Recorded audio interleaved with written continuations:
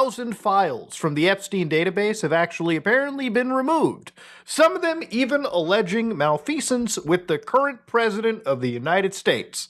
Now, I decided I wanted to look into the story because there's actually a lot to discuss here. There's been some crazy depositions. You've got Bill and Hillary Clinton both yapping now in front of the actual government. Yes, we have depositions of both Bill and Hillary.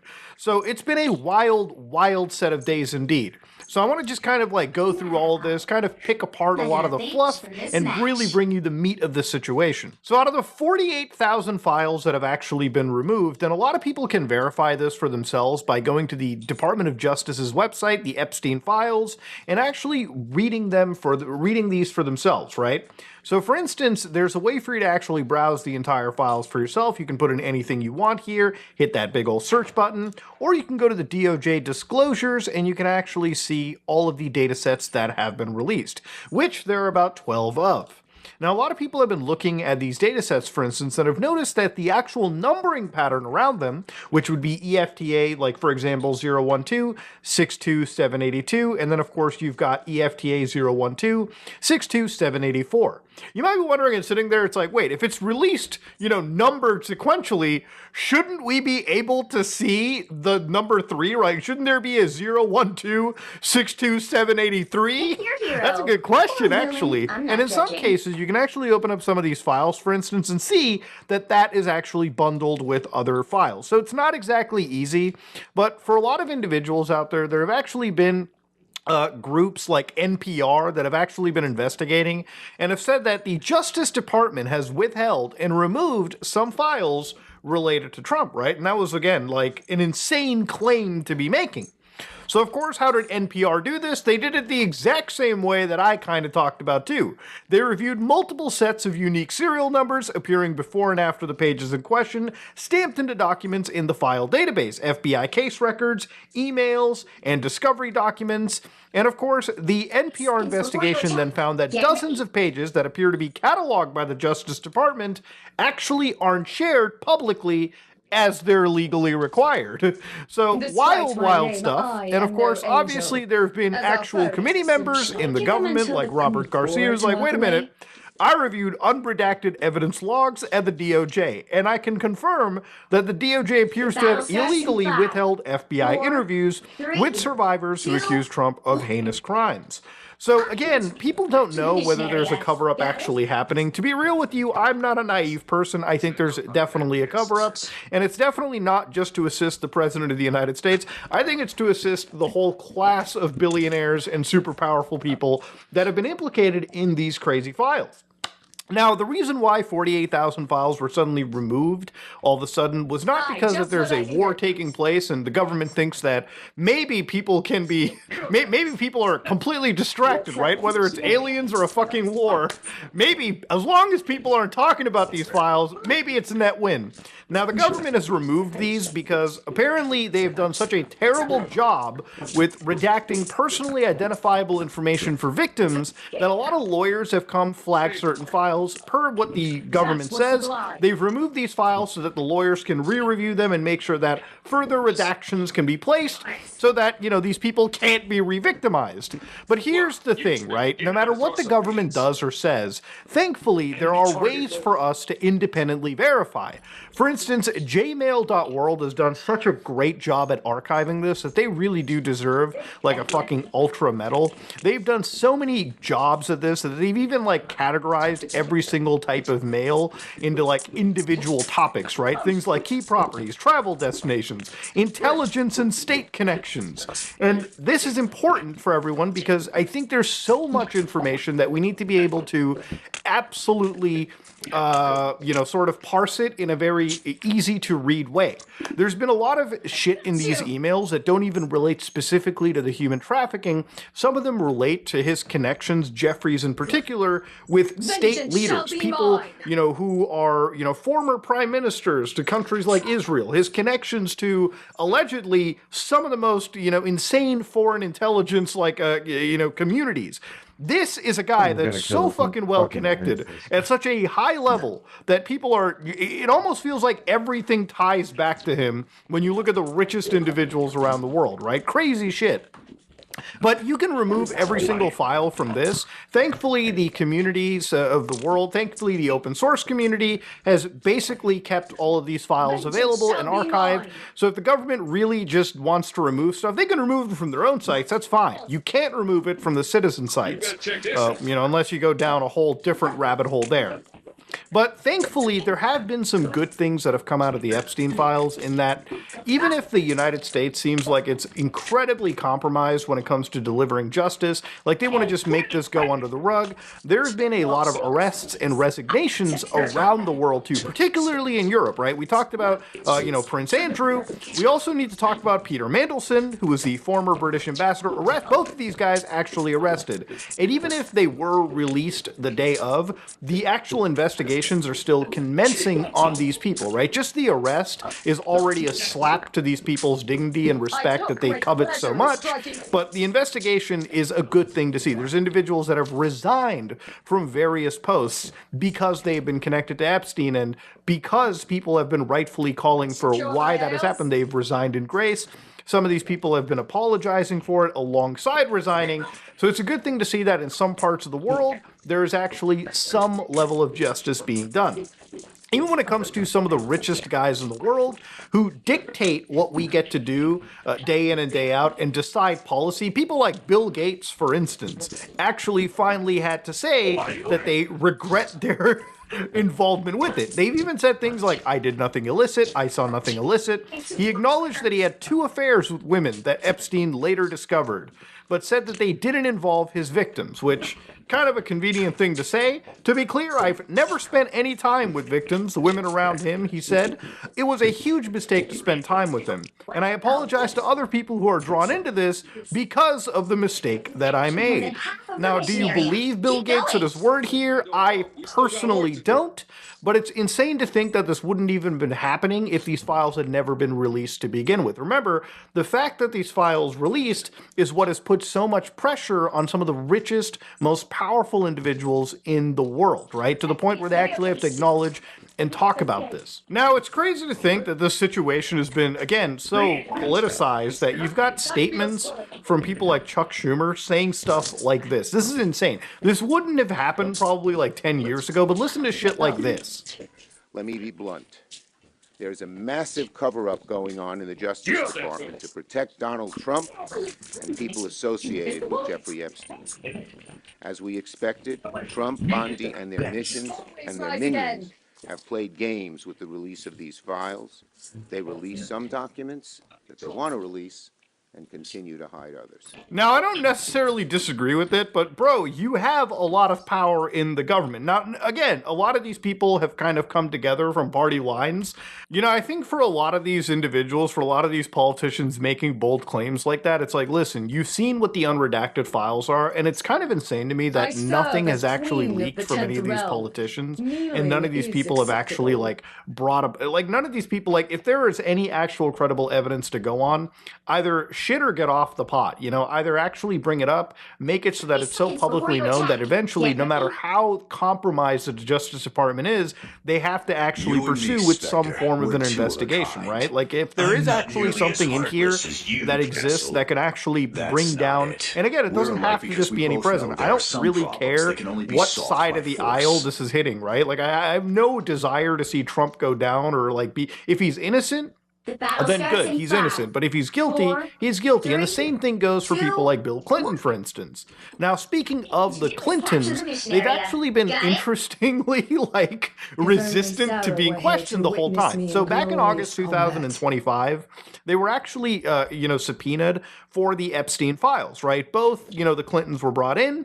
And of course, at the time, both Bill Clinton and Hillary Clinton didn't actually want to jump through with it, right? Because after they were asked in August of 2025, for months, they were actually defying these lawful subpoenas to the point when a lot of these, Democrats and Republicans were like, hold on, wait, we should have a vote to hold these people in contempt if they're not going to come and fail to appear. Because the Clintons thought that they didn't have to. They thought that none of these were actually enforceable at the time.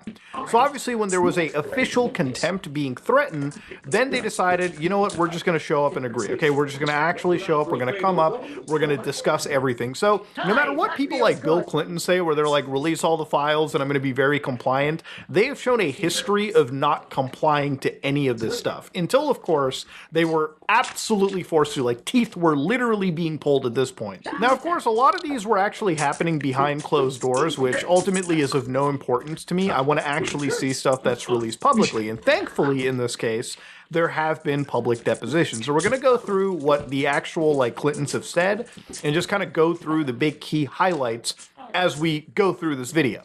Said that you've never been to Mr. Epstein's island, is that correct? You know what? I am so tired of answering that question. If you have one scintilla of evidence to the contrary, put it forward. I have never been on his island, period. I've never been in his homes, his offices, his anything. So I don't know how many times you have to say the same thing over and over and over again. And I just am struggling with the relevance of all of this. But no, I never have been.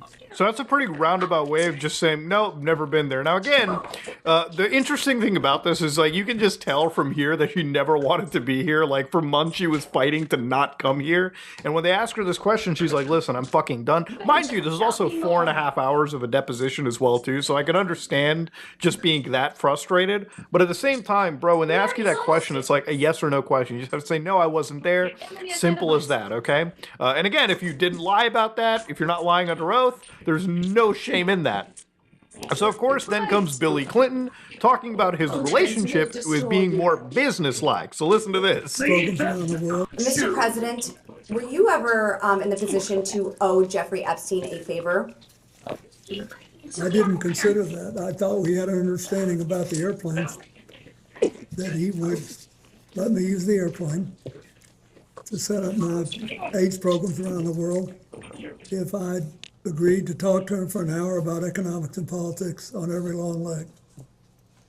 I kept my word, and you're telling me that the guy that you're telling me the guy you wrote like a little birthday note to and everything, obviously he was a little bit he was closer to the Epstein than I think most other people in it, right? There was sending a guy an email, and then there's being on the plane, right? So his argument is I was just on the plane. I didn't think that I had to owe a favor. I just figured he'd let me just bum on his plane, and all I have to do was talk about politics or economics for a fucking hour. You honestly expect anybody to just sit there and believe that there wasn't some sort of favors beyond all of that you felt like you owed? There wasn't something just being that tangentially connected, that being that, being that friendly, so to speak, right? That you didn't that there wasn't something behind the scenes that you would have had to offer. Again, a lot of this requires you to take these individuals at their word, and it's difficult to do that when you just know that these people are not trustworthy storytellers whatsoever, right? They're just trying to save their own skin in this situation. But again, given the fact that when we looked at people like Prince Andrew, who was, basically arrested on the idea of, giving classified information, it always makes me wonder, maybe that's what Epstein was trying to do, maybe seek out more information. The guy was really good at seeking out information and sort of compiling it for his benefit in the market and beyond just the whole human trafficking angle of his life. When you saw photos of your husband in a hot tub laying on a beach and getting massaged by other women, and you knew that Jeffrey Epstein was involved in some of these trips and these things, did it concern you at all? I'm here not to offer my opinions. I'm here to answer specific questions to the best of my ability. When you saw your husband in these photos with a young woman being massaged, what went through your mind? I am not going to speculate. I mean, she's clearly, listen, this is a woman that stuck by a guy after he, defiled their marriage in office. So, she's asking her this logical question. It's what's going through your mind is, your husband is with these younger women getting massaged. And I don't really think that there's much speculation. I think the actual relationship and the dynamic, understanding how the person feels emotionally in the situation is quite important. But you can see that she's obviously dodging the question. And of course, obviously the person answering the question, which is Nancy Mace, is getting a rise out of her too. Now, the next bit of story involves an individual known as Howard Lutnick, who is involved in a couple of business dealings specifically related to, I understand, a limited liability company with Epstein. And while he's not actually charged with any sort of criminal wrongdoing, he's sort of brought into the story because of, again, him being involved in business relationships, which obviously anybody connected to this guy, especially at that level, needs to be investigated, and people need to understand the nature of the connection over here. Now, Hillary Clinton was asked about this, and she had an interesting response, so I kind of want to play that. I know Howard Lutnick because when I was senator on 9/11, the firm he headed, Cantor Fitzgerald, suffered the greatest loss of life. As I recall, something like 650 of his employees were murdered by terrorists that day.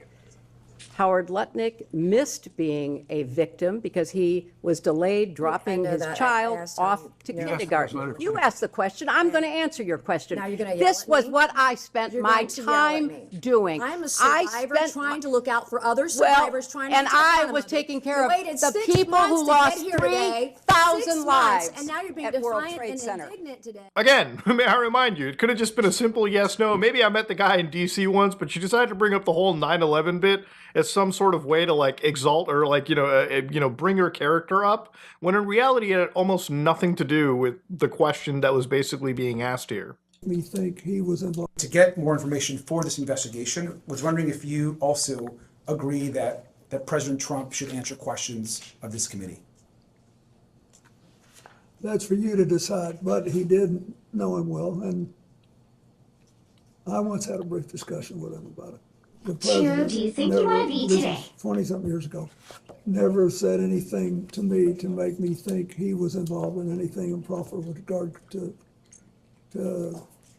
Epstein either. He just didn't. He just said we were friends, I got a and then bench we for had a this falling match. out over a land deal, property deal. Now, again, this is a clip that I wanted to play because Bill Clinton basically says and exonerates from his understanding, obviously, that nothing untoward was happening with Trump and Epstein and, unfortunately, any minor.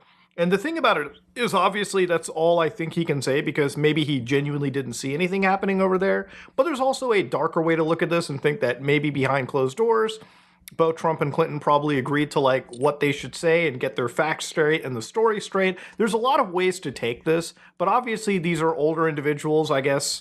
And to me, I think that there's a level of protecting each other here. But, for, again, full transparency's sake and full context, obviously this is him exonerating, or at least to his knowledge, right? Because he hasn't seen anything with his own eyes.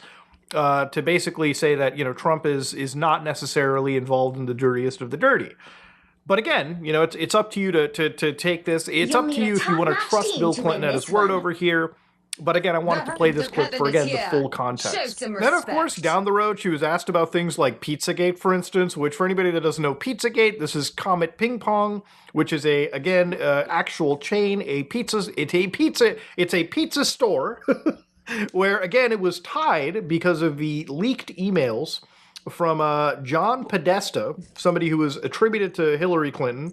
And in these emails, people were fishing through them, and basically they saw code words they thought that were related to a human trafficking, child trafficking ring. Now, again, whether this was legitimate or not is something that people have said has been very disproven. And of course, there were other things at the time too, like Frazzle Drip, for instance, which I remember when I was doing Deep Web every Sunday, there was people were like, did you find a Hillary Clinton video on the dark web? And even on the dark web, this is why I never took this stuff super seriously, because as somebody that browsed the dark web pretty actively at that time, I wasn't looking for anything illegal, but obviously if things like Frazzle Drip existed, you probably would have found it on a link list. You probably would have found it just under a general discussion on one of the big image boards or, the Reddit-like threads on the internet. The fact that nobody was taking it seriously even on the dark web and no videos or images ever really surfaced from that, other than fake stuff that would show up on Twitter here and there or Reddit or a conspiracy board on Reddit, this was something that obviously I at the time didn't take seriously, and many people who even were into conspiracy theories but were actually logically applying their brain cells weren't necessarily taking this seriously. But the thing about it is, I can actually understand the frustration from individuals like Hillary Clinton, where she talks about, I can't believe you're even referencing it.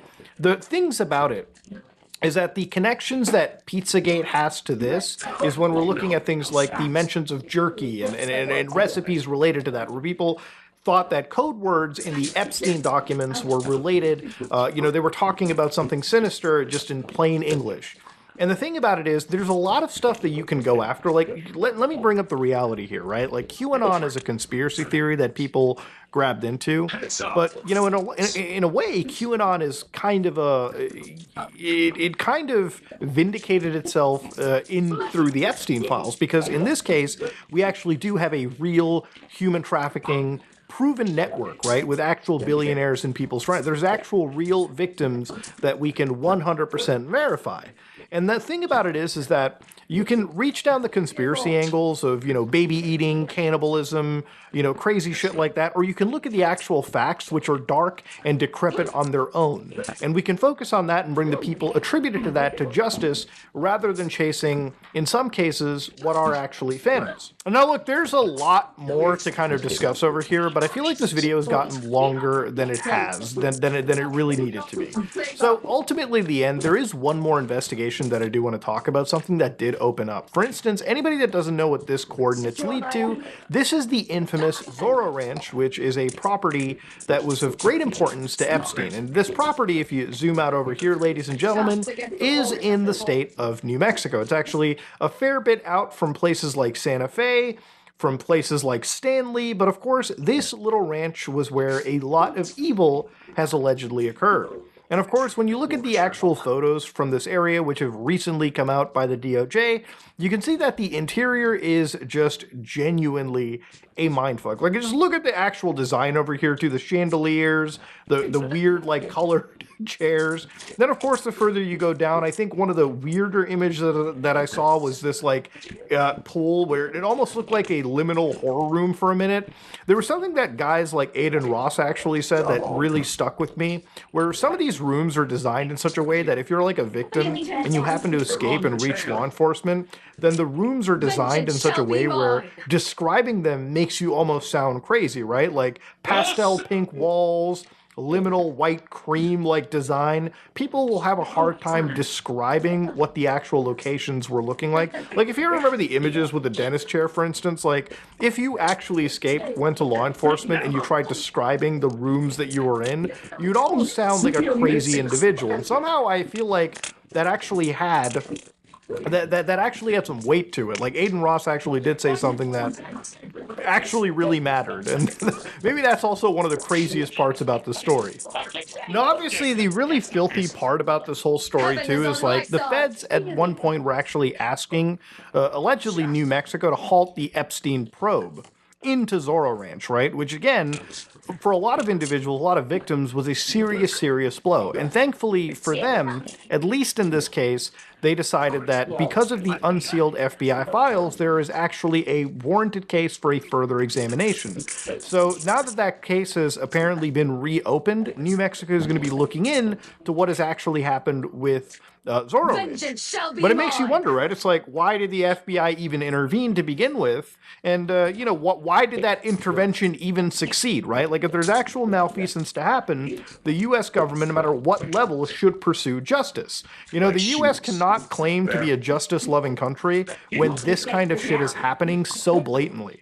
And of course, even in other cases, guys like Leon Black are actually being sued. For anybody that doesn't know, Leon Black, we talked about very briefly when he was connected through a big discussion towards Lifetouch, which was a company that dealt with taking photos, school photos of children. Now, of course, Leon Black was somebody that was associated through an investment firm, and that investment firm has also decided to come out and say that, again, we didn't know anything about that connection that Leon Black had. The facts matter. From an Apollo perspective, there's nothing new in these documents. Neither Mark Rowan nor anyone else, excluding Leon Black, had either a business or personal relationship with Jeffrey Epstein. Mr. Black, who left the firm in 2021, previously retained and compensated Mr. Epstein for personal tax advice. In select instances, Mr. Rowan and other Apollo employees provided information to Epstein in connection with his tax work.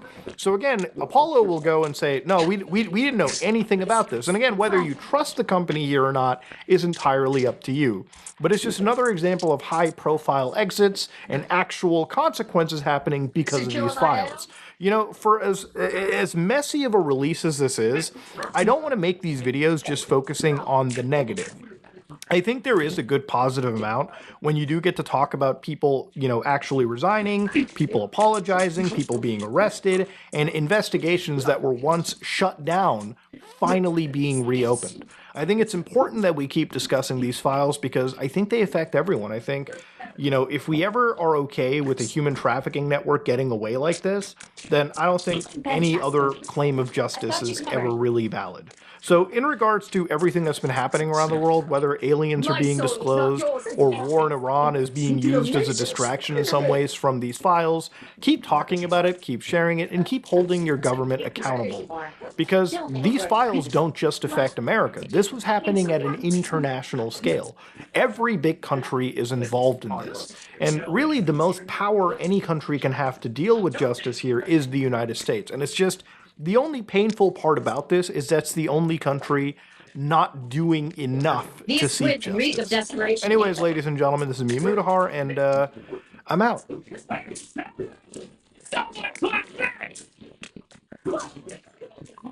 Donald Trump is panicking as Congress is trying to shut down his unlawful war against Iran on a bipartisan basis. Democrats and Republicans in the Senate, led by Democratic Senator Tim Kaine and Republican Senator Rand Paul, and in the House of Representatives, Republican Thomas Massie and Democratic Congressmember Ro Khanna, they are working to put forward a War Resolution Act, which would require Donald Trump to get authorization of Congress to continue this unlawful war against Iran. And if Donald Trump does not get congressional authorization, which he was required to do, frankly, anyway, under the Constitution, the war could be shut down. Now, Donald Trump has threatened that he would veto any War Resolution Act, and he has said that he would ignore it.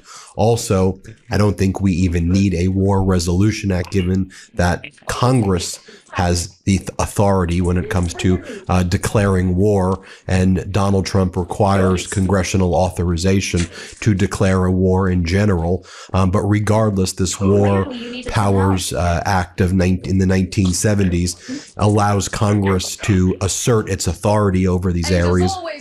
And that's precisely what these Democrats and Republicans are doing on a bipartisan basis. But Donald Trump is fighting it. Donald Trump has sent his MAGA Republican sycophants out there now to say this is not a war against Iran. This is actually a special military operation. And if that term sounds familiar to you and it sounds, I don't know, Russian, yeah, that's what Putin called his invasion of Ukraine, a special military operation. And that's essentially how Donald Trump and MAGA Mike and the MAGA Republicans are now trying to refer to this invasion against Iran as a special military operation. So they're saying it's not a war, then we don't need a declaration of war, and we don't need any type of war resolution at all. So let me show you what went down. Here you have MAGA Mike Johnson running away from Manu Raju when he was asked about any type of war powers resolution. MAGA Mike says, it's an operation, it's an operation, it's not a war, it's not a war. Here, play this clip. This is a war. This is war right now. I think it's an operation. The people are U.S. servicemen are getting killed right now. It's a dangerous operation and an important one. We had to act because there's an imminent threat. But there's not a declaration of war. We'll see y'all tomorrow. Here you have MAGA Republican Senator Joni Ernst also saying, when Manu Raju was asking, well, why shouldn't Congress have voted to authorize this war in Iran? Why isn't that a Congress thing? And she goes, well, try to name for me any time Congress required where there was congressional authorization for war. And Manu Raju's like, Afghanistan and Iraq. They both had congressional authorization. She's like, oh, well, name me something else. And those are the two recent wars that got congressional authorization. I want you to see what goes down here. Play this clip. So why shouldn't have Congress voted to authorize this war before it began, given that service members are losing their lives? Yes, and I take that very personally. Obviously, I've served. My daughter serves on active duty now. But I would love for anyone to name the last time Congress authorized operations or strikes in other countries. Iraq and Afghanistan. This is serious. And we're just a few days in. So then the White House sent a letter purportedly under the War Powers Act where they're asserting, it's within, 48 hours or 2 days of the war beginning, but they're saying it's not a war. And again, they're saying it is a special military operation. This was the letter sent by Trump to Congress, or whoever wrote it on Trump's behalf to Congress, probably Elbridge Colby or, someone on Marco Rubio's team. March 2nd, 2026. Here's what it said. Dear Mr. President, I write to apprise you of military action taken on February 28th against the government of the Islamic Republic of Iran. I have separately notified you of changes in the global posture of United States forces in the Middle East in response to threats emanating from the then ongoing tensions with Iran. As I previously communicated to Congress, Iran remains one of the largest, if not the largest, state sponsors of terrorism in the world. Despite the success of Operation Midnight Hammer, the Iranian regime continues to seek the means to possess and employ nuclear weapons. Its array of ballistic, cruise, anti-ship, and other missiles pose a direct threat and are attacking United States forces, commercial vessels, and civilians, as well as those of our allies and partners. Again, there's no mention here of war or the fact that there were imminent strikes. And here's how it's detailed further in this letter by Trump. Although the United States desires a quick and enduring peace, it is not possible at this time to know the full scope and duration of military operations that may be necessary. As such, United States forces remain postured to take further action as necessary and appropriate to address further threats. I directed the military action consistent with my responsibility to protect Americans and United States interests. I'm providing this report as part of my efforts to keep Congress fully informed, consistent with the War Powers Resolution. And again, he's trying to say that it's actually not a war. So here you have Mark Wayne Mullen, MAGA Republican senator, also trying to say, this is not a war. No war is taking place, but he says it's a war. So then they go, you just said it's a war. He's like, oh, I must have misspoke. That's not really a war. Here, play this clip. Are there measures being taken not to eliminate other possible alternatives to leadership? This is war, and we're taking out the threats. And if you're part of the threat, then you're a target. What we'd call not all the arrows, but going after the archers. You'll concede this is war. You'll concede this is war. We haven't declared war. They declared war on us, but we haven't. War. Secretary Hicks said Senator, we haven't declared. Just now, you said this is war. They've called it war. They've called it war. What I was saying. Okay, well, that was a misspoke. What I was saying that they've declared war on us, but war is ugly. It always has been ugly. But we're taking out a regime that's been trying to attack us for quite some time. But you're not conceding this is war. We have declared war. So if we haven't declared war, then I don't see that. The president asked us to declare war yet, but they have declared war on us. We're just simply fighting the threat that's been at our door for 47 years. I've already answered the question. Then you've got MAGA Mike Johnson over here saying that if you are trying to move forward a war powers motion to restrict Donald Trump's ability to engage in this unlawful war, you're a traitor, is basically what MAGA is saying. The idea that a few colleagues would try to move a war powers motion to the floor is dangerous. It plays into the hand of the enemy. So if you support the Constitution, Trump has ordered MAGA Mike and sycophants to say that means you support terrorists and you support Iran. That's what they're going with, right out of the playbook, right out of the neocon playbook that Donald Trump said, frankly, worse than the neocon, like way worse than the neocon playbook. The neocon playbook was bad. This is way worse. And Trump's whole campaign was like, we're against that. Like, y'all are that times 100. Anyway, play this clip. Is squarely within the law. He used his discretion and his authority and the intelligence that he had, exquisite as it was, as is demonstrated by its effectiveness, and he did what he should have done as a commander-in-chief. The idea that a few colleagues here would try to move a war powers motion and resolution to the floor right now is dangerous. Imagine a scenario where Congress would vote to tell the commander-in-chief that he was no longer allowed to complete this mission. That would be a very dangerous thing. You see that Iran is firing almost seemingly indiscriminately at targets. They're trying to intimidate America. They're trying to test our resolve. And the idea that there's some members of this legislative body that would play along with that plays right into the hands of the enemy. And I think it's shameful. I do believe we have the votes to defeat it. I certainly hope we do, because we have lots of troops, service members in harm's way right now. And the balance of this thing is hanging there. It's been very effective thus far. It needs to be completed. We don't need Congress getting in the way of that. More from MAGA Mike here. He's asked by the reporter, is there any indication of like plans? What happens when the war ends, MAGA Mike? Like, can you tell us what the hell is going on? MAGA Mike doesn't know. Let's play this clip. Is there any indication of plans? Representative Scalise said he heard one. Democrats say they're not hearing one. What happens when the war ends? What does that look like? And then what does the day after look like?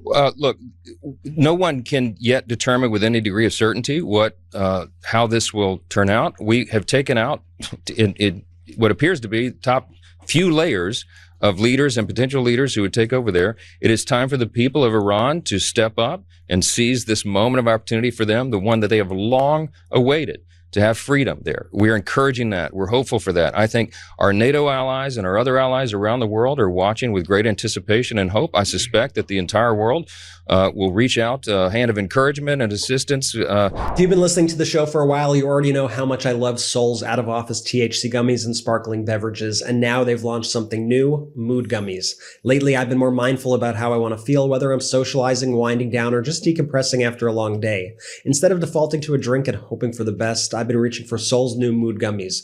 I've tried the Uplift during the day, 3 milligrams sativa THC plus CBG, and it gives me that bright social boost without the crash. At night, the Mellow Gummies with 3 milligrams of indica THC and CBN help me fully unplug, and the Balance Blend, 3 milligrams of hybrid THC and CBD, is perfect for that easy anytime vibe. Sol is a wellness brand that makes delicious hemp-derived CBD and THC products designed to make feeling good simple. The Mood Gummies have precise dosing, clean ingredients, and formulations designed for predictable effects, so you can choose how you want to feel while staying in control. 3 moods, 3 intentionally crafted formulas, same great taste. Whatever the moment, there's a Sol Mood Gummy to match, and honestly, I don't miss the hangovers, the bad sleep, the extra calories, or the sluggish mornings. This just fits better with my healthier habits. Make today a that the objective, the mission here, the rationale for it is very clear and very simple. You've heard it articulated over and over and over from the President of the United States, from the Secretary of State, from the Secretary of War,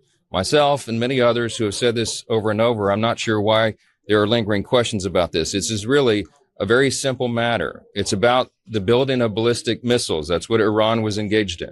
And they were doing it at a speed and at a scale that was exceeding the ability of our regional allies to respond appropriately. This created an imminent and serious threat. And also you have Marco Rubio yesterday also flip-flopping or just saying the exact opposite of what he previously said.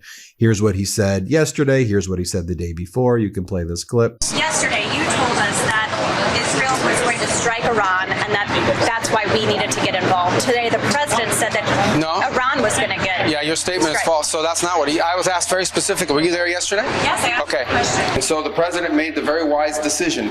We knew that there was going to be an Israeli action. We knew that that would precipitate an attack against American forces. And we knew that if we didn't preemptively go after them before they launched those attacks, we would suffer higher casualties and perhaps even higher those killed. And then we would all be here answering questions about why we knew that and didn't act. You have MAGA Mike Johnson has asked, Additional questions like, what's the purpose of this all? He's like, we have no ability to get into nation building. We're not the world's policeman, but here we need to do it. Play this clip. Leaders who would take over there. It is time for the people of Iran to step up and seize this moment of opportunity for them, the one that they have long awaited, to have freedom there. We're encouraging that. We're hopeful for that. I think our NATO allies and our other allies around the world are watching with great anticipation and hope. I suspect that the entire world will reach out a hand of encouragement and assistance as is needed to help them. We have no ability to get into the nation building business. We don't do that. We're not the world's policemen. America has enough trouble of our own. But I think this is a great development for the people there to be able to stand on their own 2 feet and seize this moment of opportunity. We're certainly hopeful and prayerful that they will, and that no other innocent people are killed. Iran, by some estimates, murdered tens of thousands of their own citizens just within the last several weeks. Those people are now deceased. They do not have the ability to do that. There's still dangerous folks there, but there's more good people. There's more people who desire to have freedom and liberty, and there are terrorists and tyrants in the world. I'm grateful for that. This is their moment to step up, and I hope they will. And then Lindsey Graham doesn't even really give a crap. Lindsey Graham is like, well, who cares if it's imminent? Just go to war with everybody. Here's what Lindsey Graham says. Play this clip. In 1939, out of 35, I don't know if Hitler was an imminent threat, but I wish somebody would have dealt with him. Any regime that embraces a cult of death, that's killed Americans, vows to kill Americans in the future, trying to build a nuclear weapon even after Midnight Hammer, trying to build weapons to hit America is a imminent threat. And it doesn't have to be imminent to me, because you don't want it to be imminent. Right. The whole idea is for it not to be imminent, dumbass. You want to prevent it from being imminent. Senator, let me ask you this, because I find I'm putting this in context, which I know you always do. Well, it is a war. Let's be clear. And here are the first confirmed fatalities in Trump's illegal war. Captain Cody Kirk, 35 years old. Sergeant First Class Noah Tedgens, 42. Sergeant First Class Nicole Ammer, 39. Sergeant Declan J. Cody. We're going to see a lot more photos like that, sadly. Our heart goes out to their families, of course. And also in Iran, 175 people, we reported on this before, were killed in a elementary school that was blown up by either the United States and Israel or Israel and the United States. And neither the Israeli nor U.S. government has directly addressed the strike on the school, but the U.S. Central Command said on Saturday that it was aware of reports concerning civilian harm and was, quote, looking into them. Thousands in Iran attended a burial of children killed in the bombing of that school. There were students attending classes at the time that the school was destroyed. 175 people were killed in the attack on the girls' elementary school. And here's a handout picture released by the Iranian Foreign Media Department of graves getting dug for the victims of that strike on the elementary school, as further reported by Reuters right there. Let's take a look at what Democratic Senator Ruben Gallego says. He's voting yes on the War Powers Resolution. Play this clip. Senator, you have called for the Senate to immediately return to session and vote on a War Powers Resolution that could block the use of forces in Iran. How do you see that going down? What do you see the language of that being, and where do you see the votes? Well, I know I'm going to vote yes. This is an illegal war. The justification for war is not there. It was made up. From some of the things that we're gathering, Iran actually had conceded a lot, to the point where, again, there was no imminent threat of any nuclear capability. Another senator talked about them potentially being able to load a bomb and send a bomb. That is absolutely ludicrous, and not even close to that. And so, the president has not justified at all why we are at war. So for me, it's a very simple vote. It should be everyone's very simple vote. Here's what Democratic Senator Blumenthal said, that his takeaway was after a briefing that took place yesterday regarding this was a briefing by Marco Rubio and the State Department and Defense Department to senators and members of Congress about the war. Here's what Democratic Senator Blumenthal said occurred in the briefing. I just want to say I am more fearful than ever after this briefing that we may be putting boots on the ground and that troops from the United States may be necessary to accomplish objectives that the administration seems to have. But I also am no more clear on what the priorities are going to be of the administration going forward, whether it is destroying the nuclear capacity of Iran or simply the missiles or regime change or stopping terrorist activities. And I think the administration owes it to the American people to have briefings not just for members of Congress but for the American public. Nothing here should have been classified. It should be available to the American people. Here's what Senator Chris Murphy said happened during the briefing. This is as serious as it gets. This is war and peace. They told us in that room that there are going to be more Americans that are going to die, that they are not in the short run going to be able to stop these drones that are going to continue to fly into the Middle East. We have to have a debate in the United States Senate on an authorization of military force. It will likely fail. It will likely fail, and we shouldn't be voting to proceed to other pieces of legislation until we get a debate on this deeply unpopular, immoral, and illegal war with Iran. And here's what Senator Brian Schatz said occurred during that briefing. There are times when you go into a classified session and you walk out and you have a better understanding about the gravity of the situation and the rationale behind the military action. This is not one of those times. We remain as confused as the American people are. They have had 3 or 4 or 5 justifications for this act of war over the last 4 or 5 days, and nothing in this classified session alleviated that confusion. I also should note that America conducted military operations in Ecuador yesterday. I know this isn't getting a lot of attention, but the U.S. conducted joint military operations with Ecuador against quote unquote designated terrorist organizations. The U.S. Southern Command said that joint activity with Ecuador was an effort to combat the scourge of narco-terrorism, but did not provide other details about the operation. So we actually are in a war again in Ecuador. And there's the leader of Ecuador, President Daniel Noboa, is a big Trumper. There was the Noboa-Trump meeting at Mar-a-Lago on March 29th, 2025. Trump helped the guy Noboa get elected. And just so you also know about Noboa, Noboa's family runs a big banana company and a big produce company in Ecuador. And there have been lots of accusations that the Noboa family was helping cartels and narco trafficking. Just accusations. Let me be very clear. But these are accusations that are out there helping the narco terrorists ship the cocaine in the bananas that are then moved into the United States and elsewhere. And then Noboas deny it, but there's lots of reporting, and accusations about that.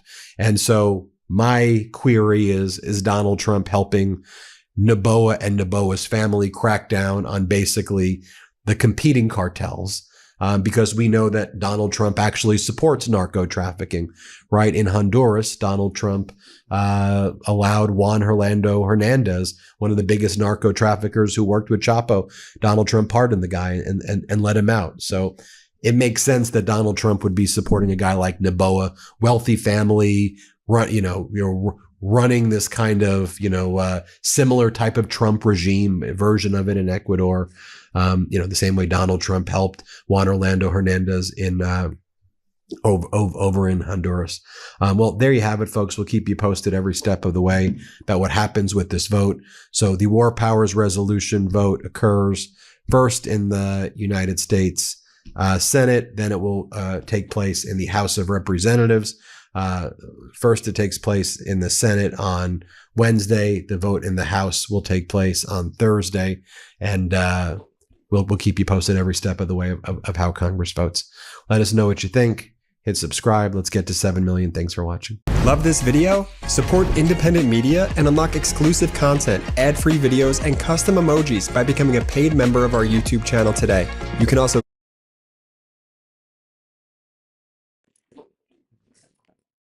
Iran has been within 2 weeks of a nuclear weapon for as long as I can remember. But at what point does especially China get more involved in the action? If that were to happen, we're on the threshold of intercontinental nuclear exchanges. The reason we're in this war is because Israel and its Zionist billionaire supporters in the United States currently control Congress and the president. How does the United States benefit from this conflict in any manner?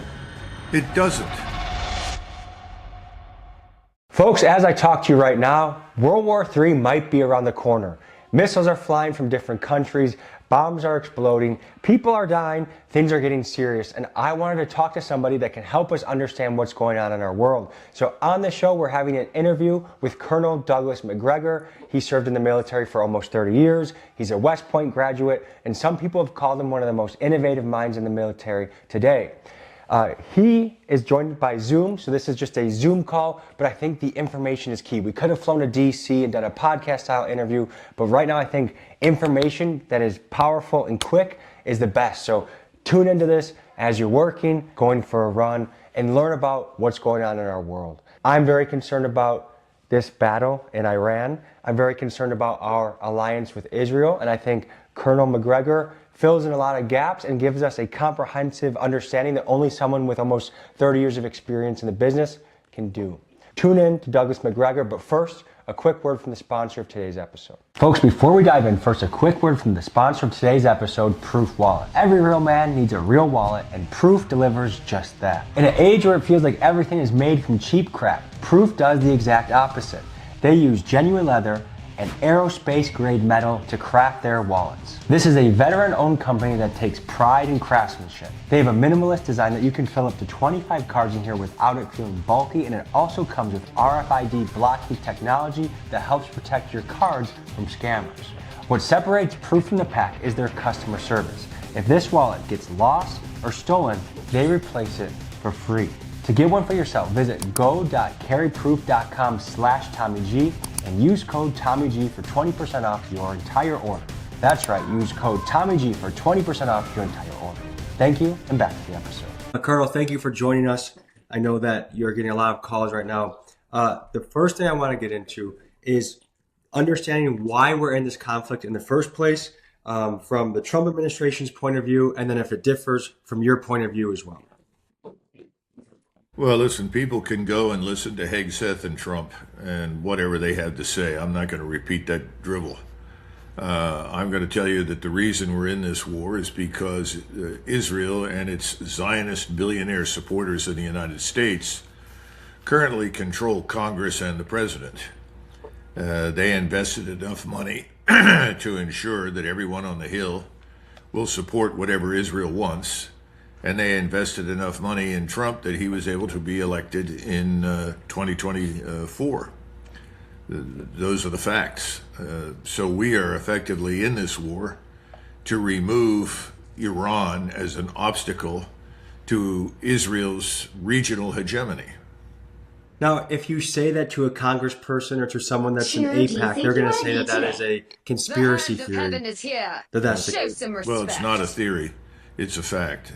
All you have to do is look at the 100+ million that have been invested in the Congress by the Zionist billionaires. Because if you just look at what AIPAC says it spends on lobbying, that's about $3 million, which is a modest sum. You have to look at the direct payments that go into political action committees to ensure the candidates are elected. You have to understand that a candidate who says they're not prepared to support whatever Israel wants knows that whoever his opponent is will then be offered the same money regardless of party, as long as he or she supports whatever Israel wants. It's a very simple process. It's worked brilliantly because they've had almost inexhaustible funds to invest. Now, all the nonsense about Israel is the first, or not Israel, but Iran is the leading state sponsor of terrorism, that's all nonsense. If you're looking for an Islamist state that sponsors terrorism, that advocates for the use of force against anyone who is not a Muslim for all intents and purposes, but certainly against Israel, against the United States and Europe, go to Pakistan. Pakistan is a world-renowned incubator of Islamist terrorists. Their madrasas, religious schools, are heavily funded by the Saudis that push this Wahhabist extremist Islam.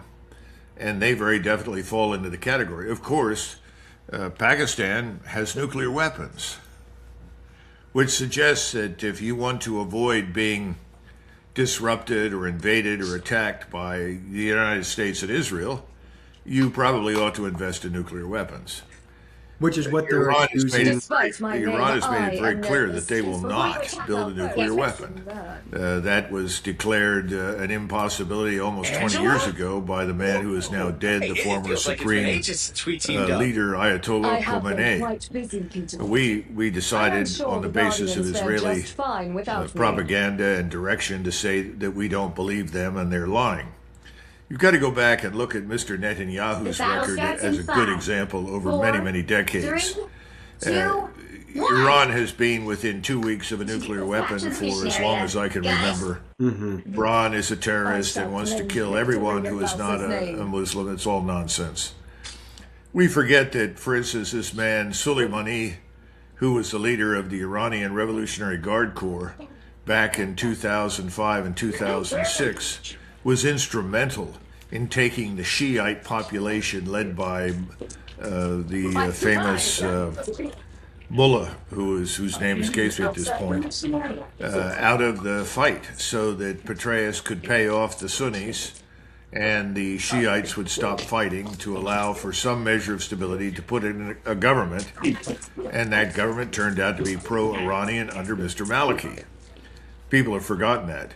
Then Mr. Soleimani came back into the country to organize the Iraqi Shiite militias to fight against ISIS, whom we declared to be our enemy, and Al-Qaeda, and Al-Nusra, and all these Sunni Islamist organizations. They were allied with us. And Soleimani actually went into Syria with these Shiite militias and liberated Christian and Druze and other towns occupied by Armenians and Georgians and so forth. We murdered him. That was our gratitude for his good work, because Israel wanted him dead, because he was opposing everything Israel wanted to achieve. What I'm trying to tell you is that we've just got lie after lie after lie after lie spewing out of people's mouths. And, you know, I keep telling people, and they listen in Europe, they listen in the Middle East, and they certainly listen in India. If you want to stop Islamist terrorism, the first place you look is Pakistan, not Iran. And I am not advocating war with Pakistan. I'm just trying to expose fiction that people are repeating ad nauseum. So as it stands right now, it appears 3 different U.S. military bases have been taken out. The Burj Khalifa has gotten hit by a drone or a missile. We've bombed a school in Iran where school children are dead. Apparently, Trump has sunk up to 9 Iranian naval ships. What do you make of the carnage so far, and where do you predict it's going to go? Well, actually, the Iranians have destroyed 27 bases in the region. 27 now. 27. They actually attacked our air base in Kirlik, Turkey, which has been a key hub for U.S. air power across the entire region for decades. And that is no longer usable. We also need to remember that when we say destroy, it doesn't take much to damage an airstrip or airstrips. In other words, to render many of these bases inoperable is not difficult. Now, the 5th Fleet's base has been utterly and completely destroyed, seriously pulverized by multiple missiles. In many other cases, they've used relatively cheap, inexpensive drones that our air defenses have failed to shoot down. And when I say ours, I'm talking about the air defenses we established in UAE and other Gulf states using Patriot missiles and so forth. Of course, Patriot missile, if you fire it at 2 or 3 drones, is a pretty bad exchange rate, because you're spending millions of dollars to shoot down a couple of $100,000 worth of equipment.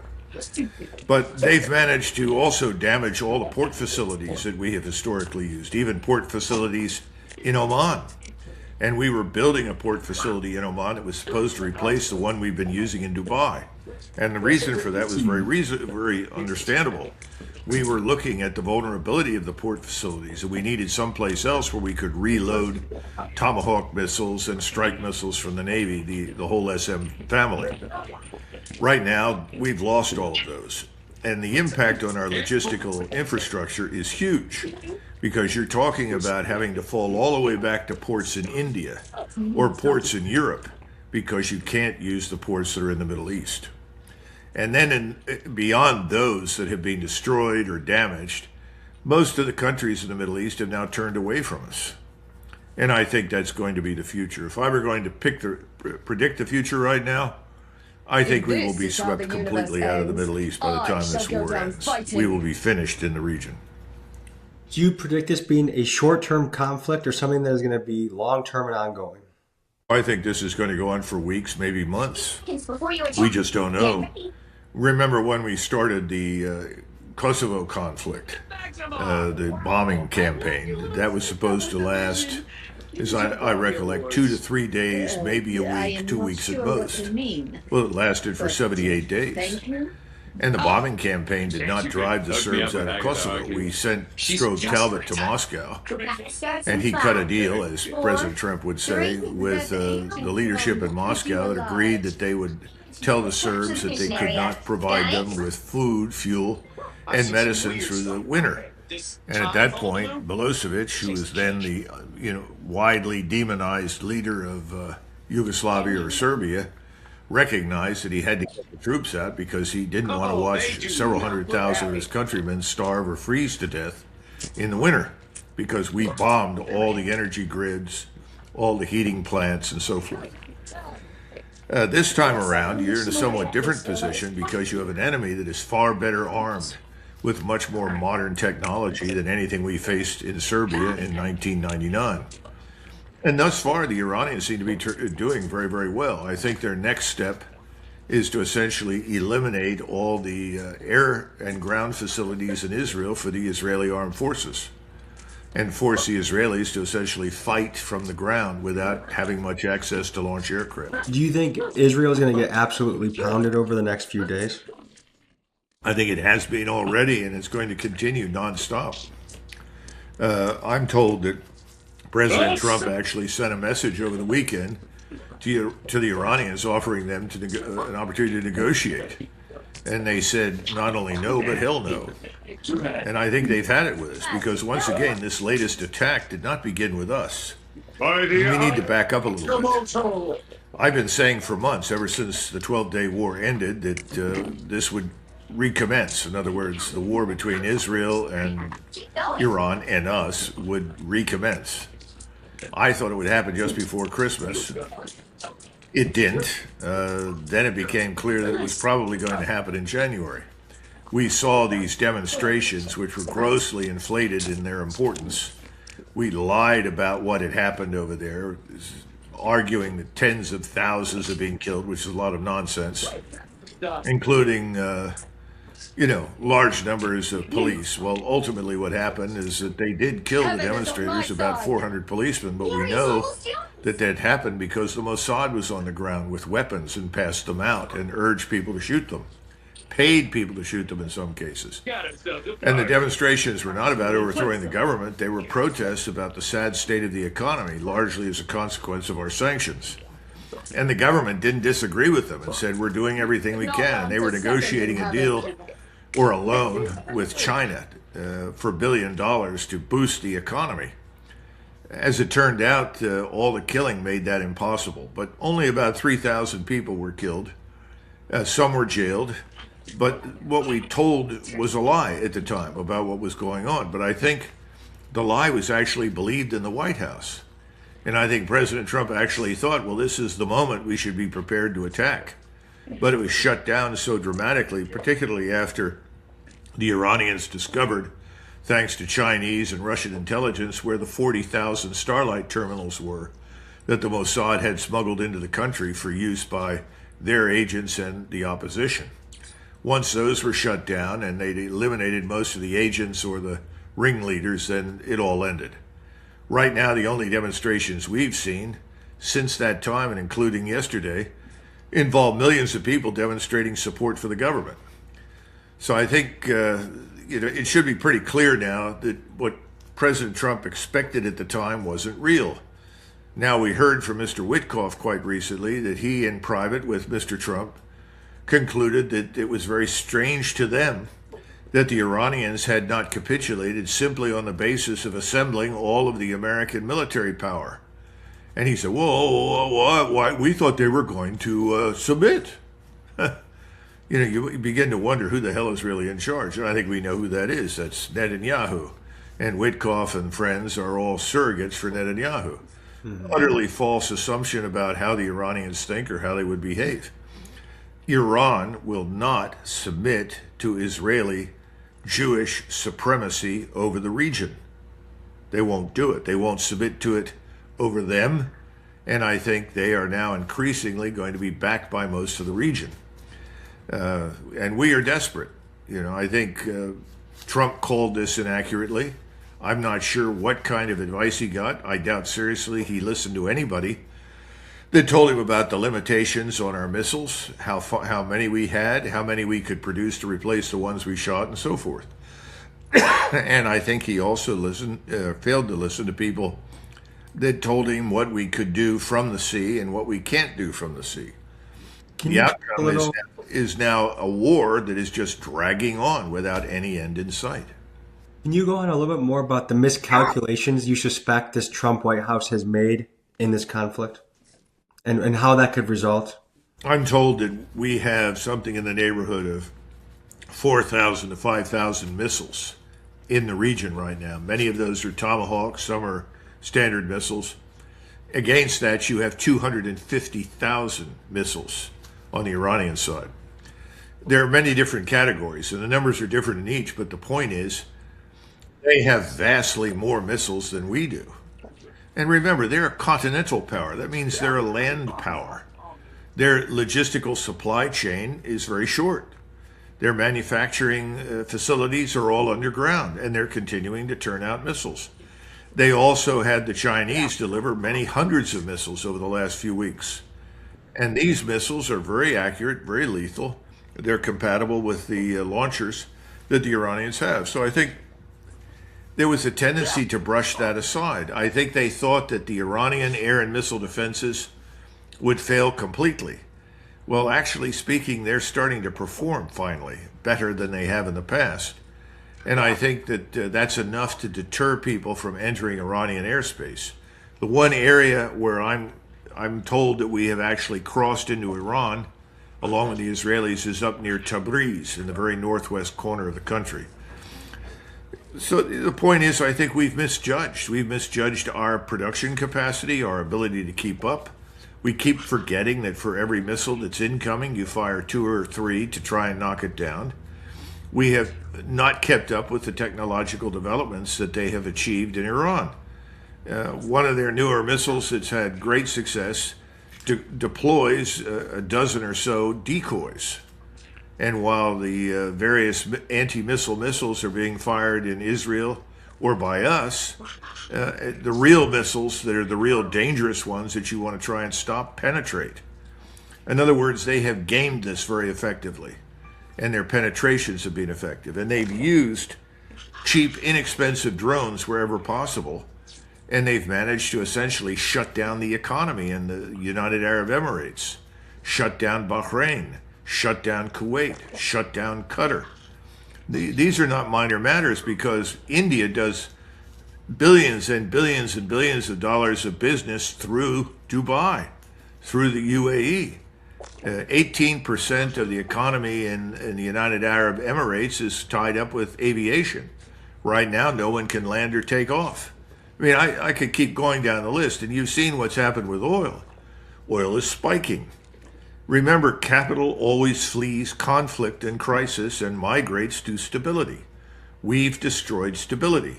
We've destroyed confidence in the staying power of the Emirates and I think Saudi Arabia. I'm told just before I came on here that a refinery in Saudi Arabia is on fire. we start destroying, if they start destroying refineries and oil infrastructure, and I think that's what's going to happen, it's going to have a terrible impact. It's going to take years to recover from this. And the Iranians have no incentive, none whatsoever, to believe anything we say. We've lied to them repeatedly. And the way this war started, actually, according to Secretary of State Rubio, he spoke to the so-called Group of Eight yesterday. He apparently said, well, you know, the Israelis got this started, and we decided we'd go ahead and join in. In other words, this was not a carefully coordinated, orchestrated beginning. And what were they able to do? They were able to kill the supreme leader. Well, what happens when you fire a CEO? You get a new one. You know, we need to wake up. This is not a personality cult in Iran. This is a real modern state. They have ample succession procedures in place.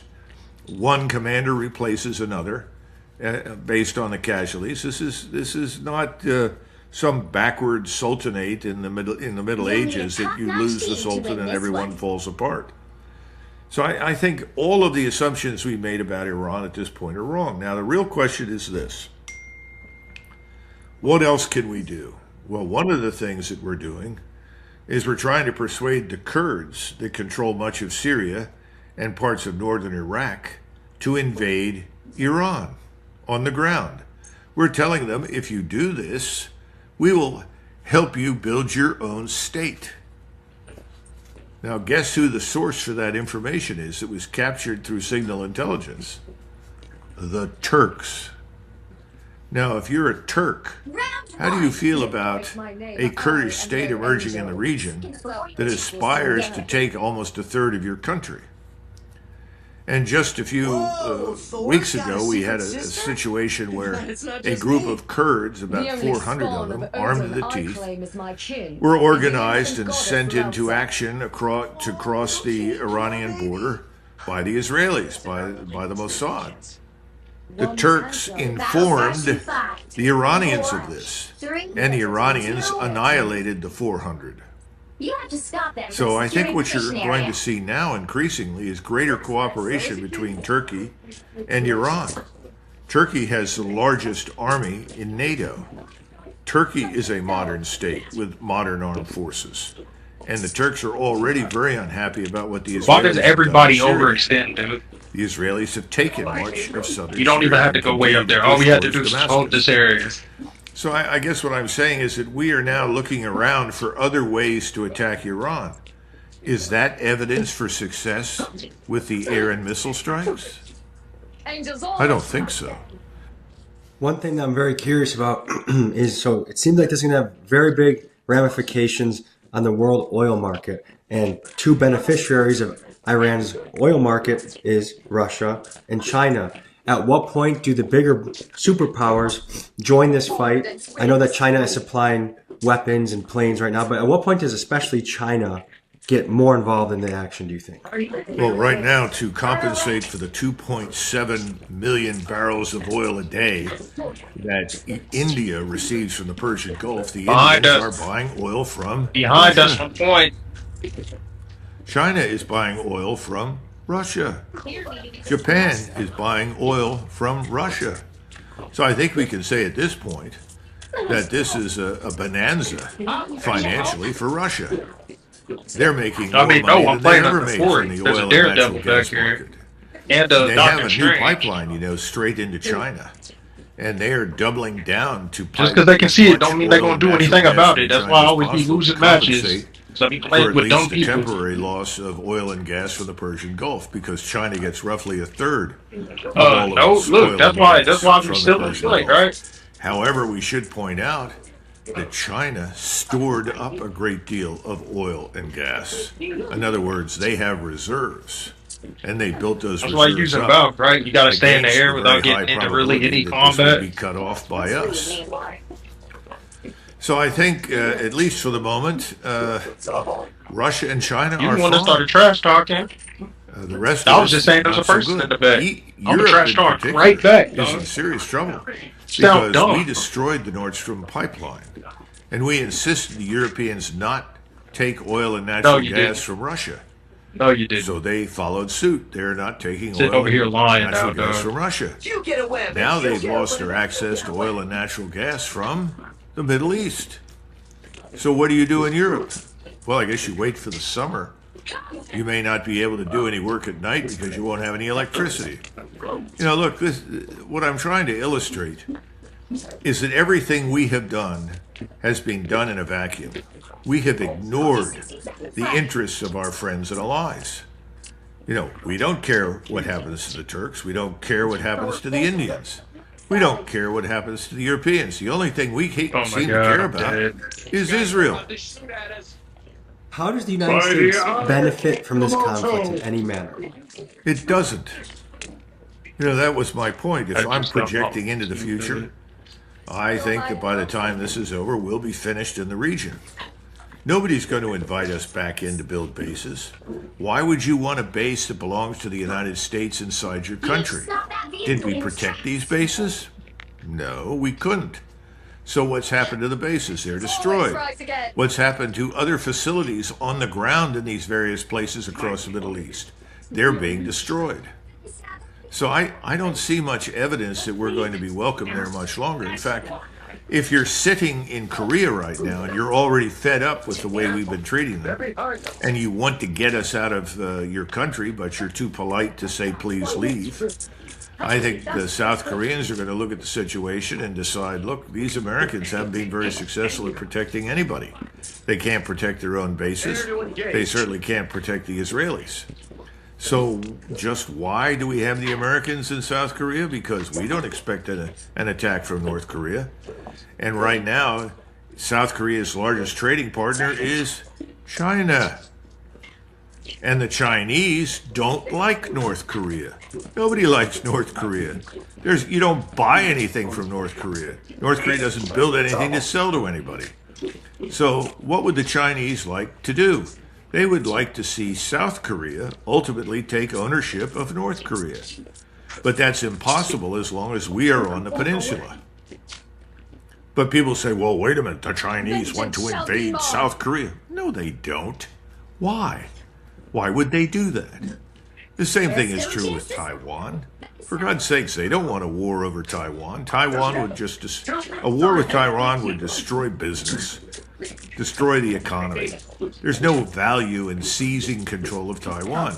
They've made it very clear the only way that they end up invading Taiwan is if we put missiles and troops on Taiwan. Sound familiar? So, you know, the world has changed. It's 80 years since the end of the Second World War.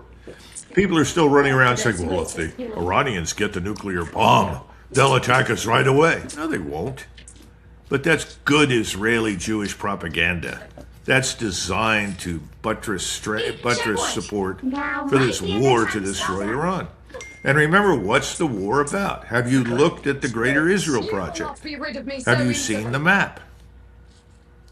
The map takes Sinai. It takes part of northern Egypt. It seizes part of Jordan. It seizes most or half of Syria as a minimum, part of Iraq, northern Saudi Arabia. This is what we're fighting for? So it seems like this is a battle that is supposed to help Israel become a world superpower while depleting the United States, which it doesn't seem like Israel has any objective that align with helping us. It's more so they're using us as a big bully to help do what they want in the neighborhood. Of course. And since they've got control of Congress, who's to stop them?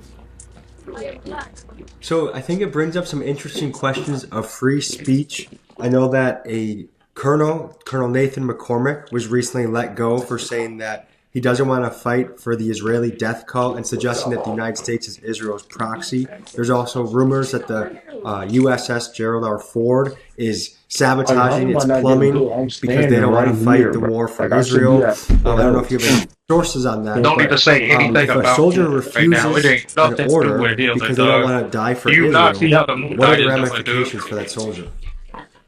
Well, first, I can't confirm. And he'll all of y'all backing up behind me. I know about that individual, and he expressed his views, and I don't think he's the Lone Ranger.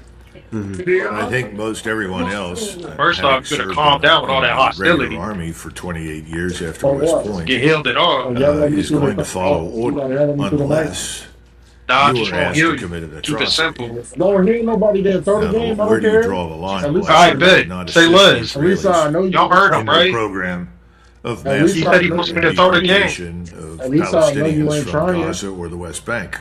It's off the table.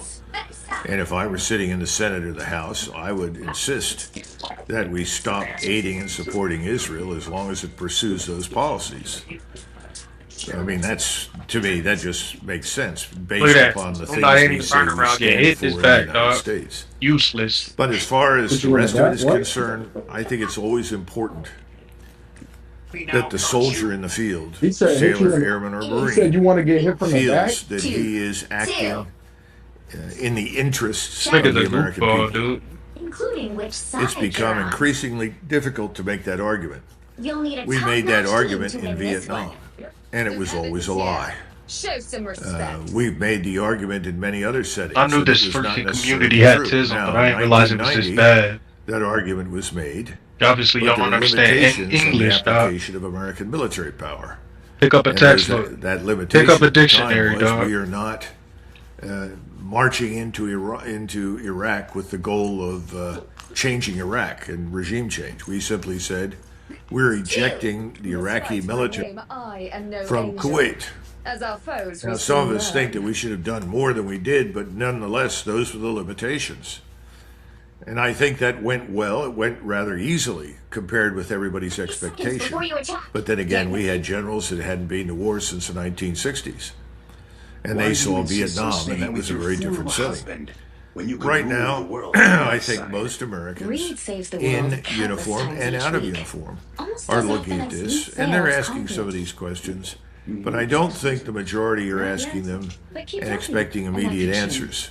So I think, sadly, this will have to drag on for some period of time.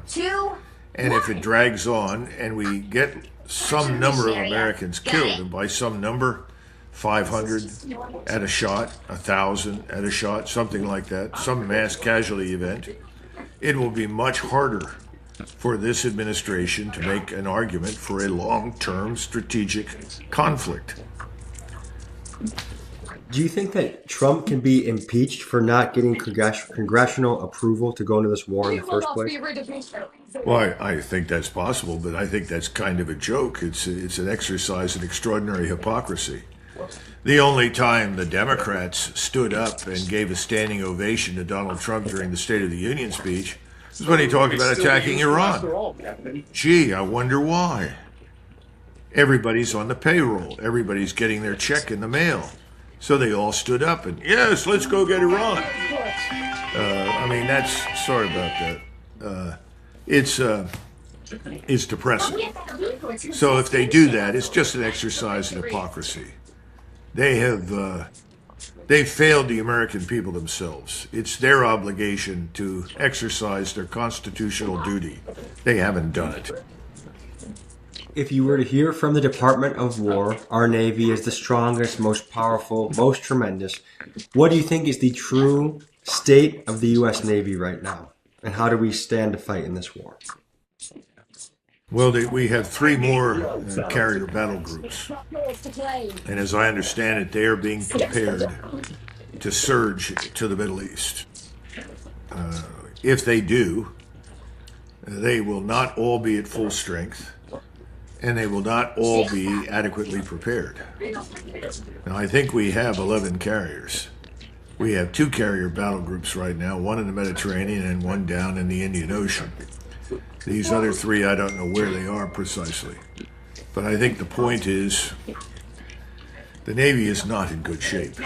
And that has been a problem for some time because the admirals refuse to let go of the Cold War paradigm.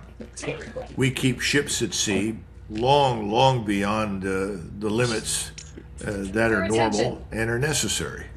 We patrol seas and oceans where there is nothing. We don't need to be there. We have satellite-based overhead intelligence, terrestrial intelligence, reconnaissance, and surveillance. We don't need to be everywhere as we have been in the past. And as a result, you have a Navy that's worn out. We'll be back into it. The equipment is worn out, and people in many cases are not adequately trained. They haven't had time to train. So I think there are serious problems, morale, training, and discipline in the Navy. Now, how about the rest of the force? It's a mixed picture. I think the Air Force probably has the least difficulties, but that has to do with their lifestyle and the way they operate. Whereas the Army and the Marines, I think they have their share of problems as well. Now, we have had recruiting difficulties, in large part because people were tired of rotating in and out of these forward operating bases where they saw no particular mission. So I think there are a lot of problems, and we keep pretending that we are so, I listened to President Trump say, well, I rebuilt it during the last administration, and now our military is greater than ever. He doesn't have any idea. Trump is a marketing genius. He got where he did in business because he was very good at persuading people, to invest in him, to believe him. He's carried that over into politics, but the substance is lacking. Things are not quite as he describes them. Colonel, you even wrote books on the subject of how the military can innovate. People have called you one of the most innovative thinkers of how the military could change. What would you prescribe for the country right now? If you became benevolent dictator, how would you handle Iran, and what would you do with our military? Well, the first thing is I wouldn't have attacked Iran. I think it's a very stupid idea. It's always a dumb idea for a maritime or aerospace power, or in our case, we're both a maritime and aerospace power, to attack a land power, or what we call a continental power. Why? Continental powers are very large. They have strategic depth. In other words, they can fall back into their interior. They're harder to reach, especially when they have large populations. 93 million is a large population. And they have a very large pool of young men who can serve in the Iranian armed forces. That's helpful. The Turks do as well. In fact, I think both Iran and Turkey, 50 or 60% of the population is under the age of 30. That's a very fortuitous position to be in militarily. So, what are we really? We're very much like the British Empire before 1914. We sail in or we fly in, and when things go our way, we stay and try to exploit the opportunity for money. When things don't go our way, we sail home. We fly home. We stayed in Vietnam until it became impossible for us to stay there. What did we do? We sailed away, we flew away. We don't live in the Eastern Hemisphere. We don't live on the Asian continent. We don't live in Europe. We don't live in Africa. We don't live in Latin America. So, whatever we do is temporary. It's not an enduring impact. What we do is we disturb the dynamic for some period of time, we try to profit from it, and then we leave. This is the problem, though, in the modern world. That old model of profiting, which was really a form of imperialism, doesn't work. And it's a loser, especially if you're trying to hold territory. My point is this. We need to leave the world to its own devices. We need to focus here at home. We need to treat the rest of the world not as an enemy, just as a normal person would treat another normal person.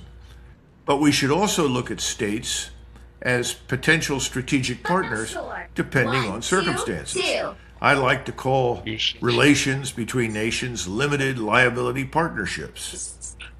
You cooperate together when it makes sense to do so.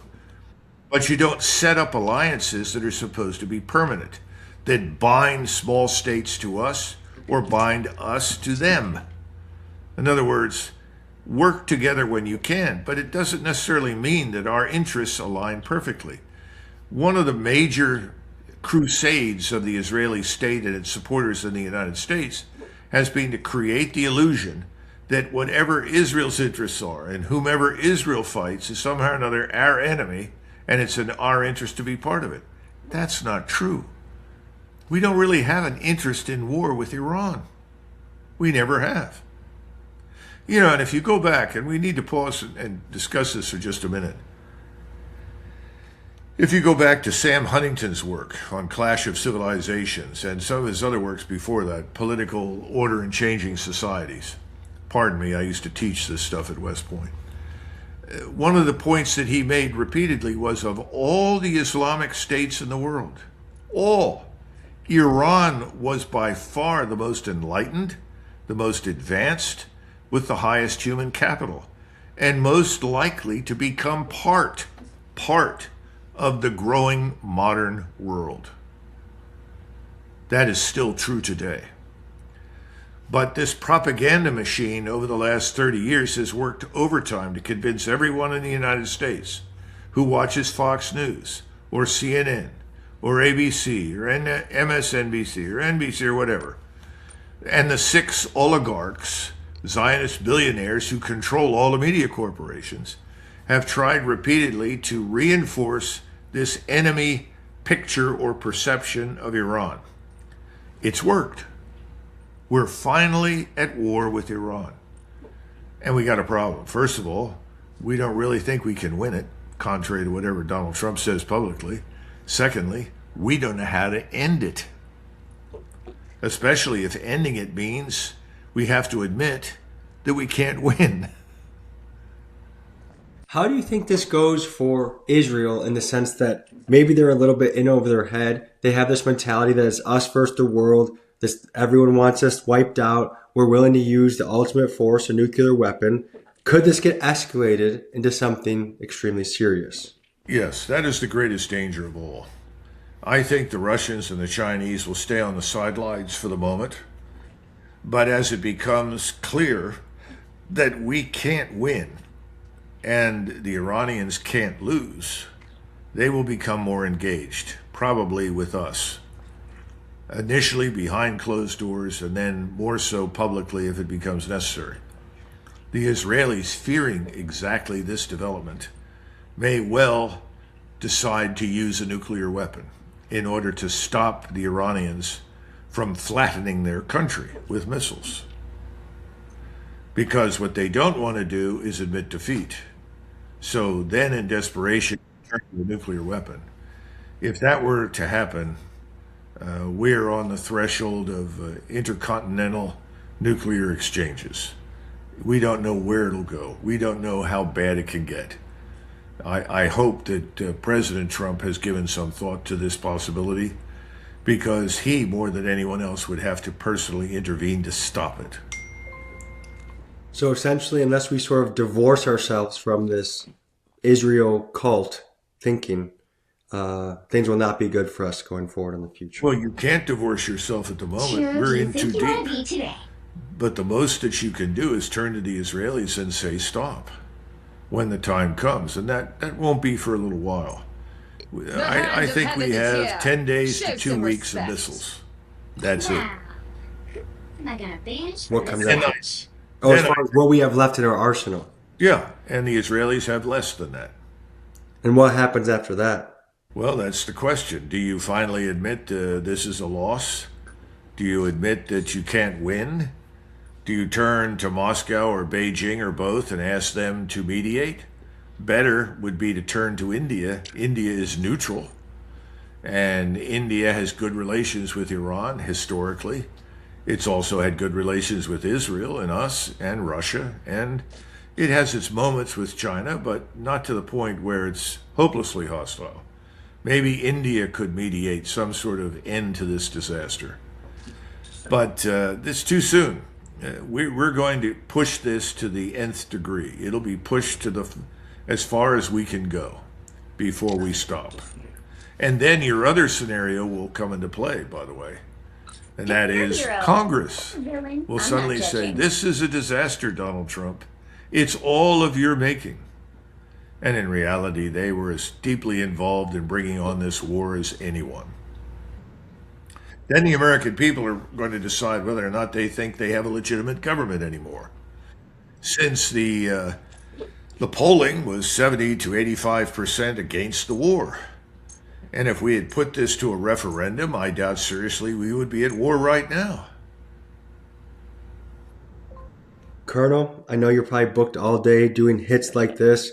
I very much appreciate your time. I'm looking forward to our Pentagon piece coming out. So thank you for joining us. One request, if you could keep the link open once we hang up this call. So yeah, sure, absolutely. The other thing is, I urge people to go to my Substack, McGregor Warrior Substack, and I've got a piece there. It's really about how long will this last and how will it end. It'll go into greater detail than we were able to in the short time we were talking. Okay? Yes, and you'll have a link to your latest book in the description as well. Okay. We appreciate your time, and we will be in touch, okay? Super. Thanks very much. Take. You keep your eyes open. I'll keep mine. Right.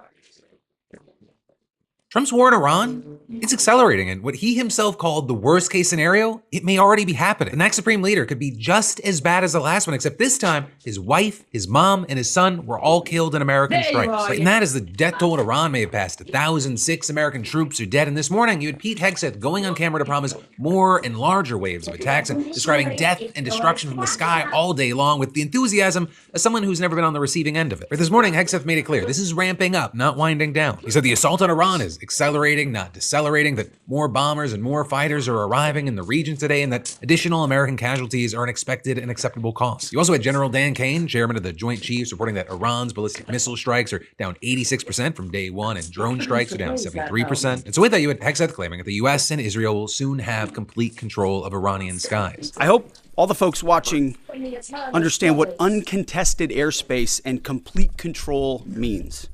It means we will fly all day, all night, day and night, finding, fixing, and finishing the missiles and defense industrial base of the Iranian military. And Iran will be able to do nothing about it. B-2s, B-52s, B-1s, Predator drones, fighters, controlling the skies, picking targets.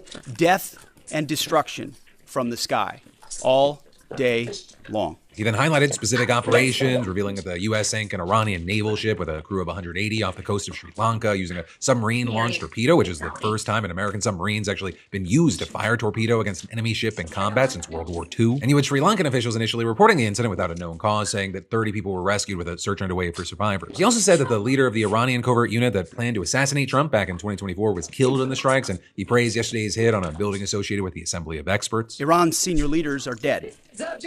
The so-called governing council that might have selected a successor, dead, missing, or cowering in bunkers, too terrified to even occupy the same room. But here's also the problem, or a potential problem. You had the Iranian media downplaying the assembly strike, which isn't the most unexpected, but whatever is left of the council, they're apparently still moving ahead with choosing a new supreme leader. And with that, you had Trump saying that the worst case scenario would be a successor as bad as the previous person. And while there's been no official announcement yet, at least as of recording, it's looking increasingly likely that their pick will be the former supreme leader's own son, a reported hardliner who's believed to be favored by top Revolutionary Guard officials. And what I said at the beginning, that's not a hypothetical. He didn't lose just his father in Saturday's strikes. He reportedly lost his wife, his mother, and his son as well. And so you have many experts guessing that this is not going to be the subservient figurehead that the White House was hoping for. But with that, you had Israel's defense minister already vowing that if the next supreme leader follows the same ideology, he'll become an unequivocal target for elimination. Also, you had Hegseth downplaying reports that munition stockpiles were running low, arguing that air dominance means that the military can rely on conventional bombs rather than its most advanced and limited weapons. Hegseth saying they'll be using 500-pound, 1,000-pound, 2,000-pound precision and unguided bombs, of which we have a nearly unlimited stockpile. And that echoes Trump, who posted this week that the U.S. has a virtually unlimited supply of these weapons, and adding, wars can be fought forever and very successfully using just these supplies. But in addition to people being freaked out about the president talking about forever wars, there are also real concerns about the pace that the United States is burning through its stockpile. And with that, you've got the Trump administration meeting with defense contractors at the White House on Friday to discuss ramping up production. And there's reportedly talk of invoking the Defense Production Act to force companies to prioritize manufacturing the munitions that the military needs most. Also, regarding a connected situation on the girls' school strike that killed at least 175 people on Saturday, you had Hegseth continuing to deny responsibility. All I can say is that we're investigating that.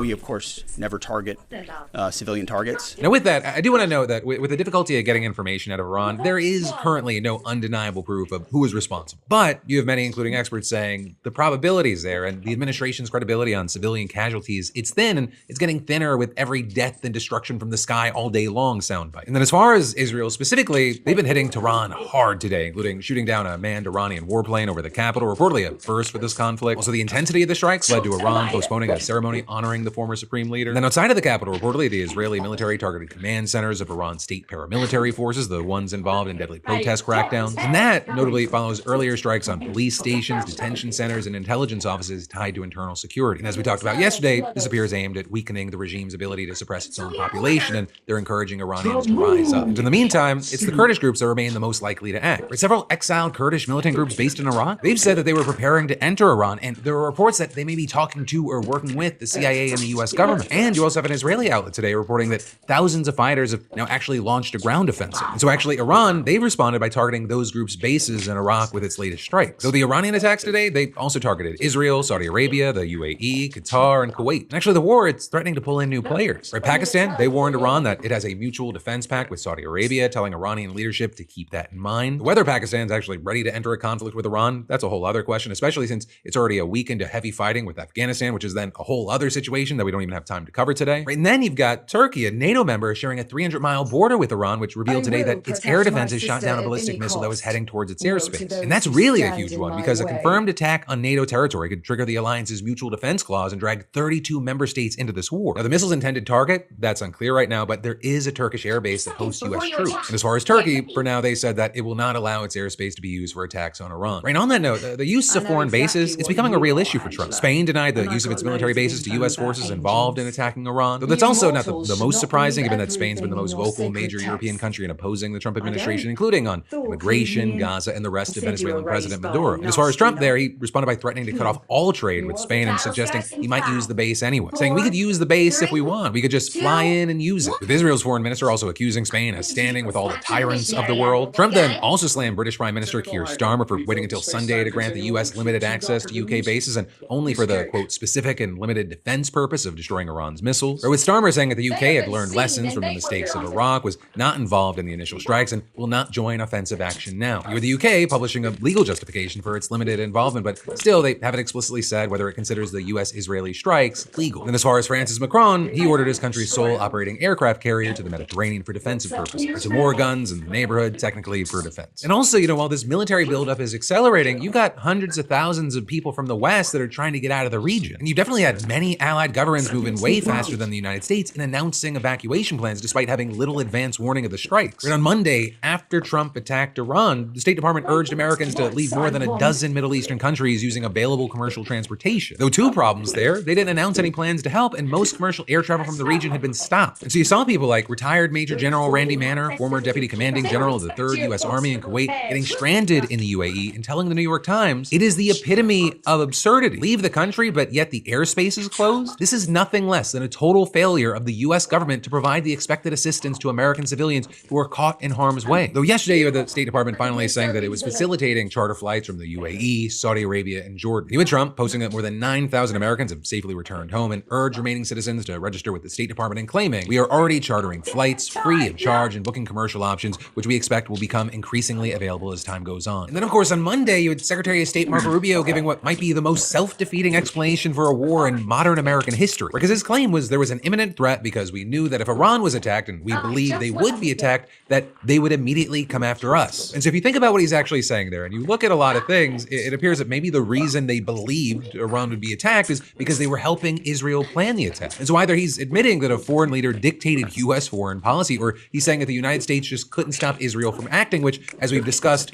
doesn't hold up. Israel has openly said that it coordinated with the United States for months and it wouldn't have moved without Trump's approval. And all of that, as you have Trump himself saying that he may have actually forced Israel's hand, not the other way around. But then it also gets worse because Rubio walked back that rationale and pivoted to Iran's growing weapons arsenal being the real danger. And then you had Trump sending a letter to Congress offering a completely different explanation, saying there was no imminent threat, and instead the objective was to neutralize Iran's malign activities and advance national interests, including ensuring the free flow of maritime commerce through the Strait of Hormuz. Except the only reason the strait's on lockdown and oil prices are surging is because of what's happening now. And then also in the same letter, Trump circled back to Rubio's original rationale, saying that they attacked because Israel was prepared to strike with or without the United States, and Iranian counterattacks would target American troops. So to recap, the Secretary of State says that Israel forced their hand. The president says no, he actually forced Israel's hand. The president's letter to Congress says there was no imminent threat. The Secretary of State says there actually was, and both have offered at least 3 separate justifications that contradict one another. And while there's a lot that tells you a lot, the fact that they cannot pick just one and stick with it, it tells you everything. And all the while, you've got congressional Republicans doing their best to stay in lockstep, but also the ground keeps shifting under them. You had House Speaker Mike Johnson tracking Rubio's evolution from Israel gave us no choice to the ballistic missiles, but then seemed to land on just blaming Islam. They wanted to wipe Israel off the face of the earth,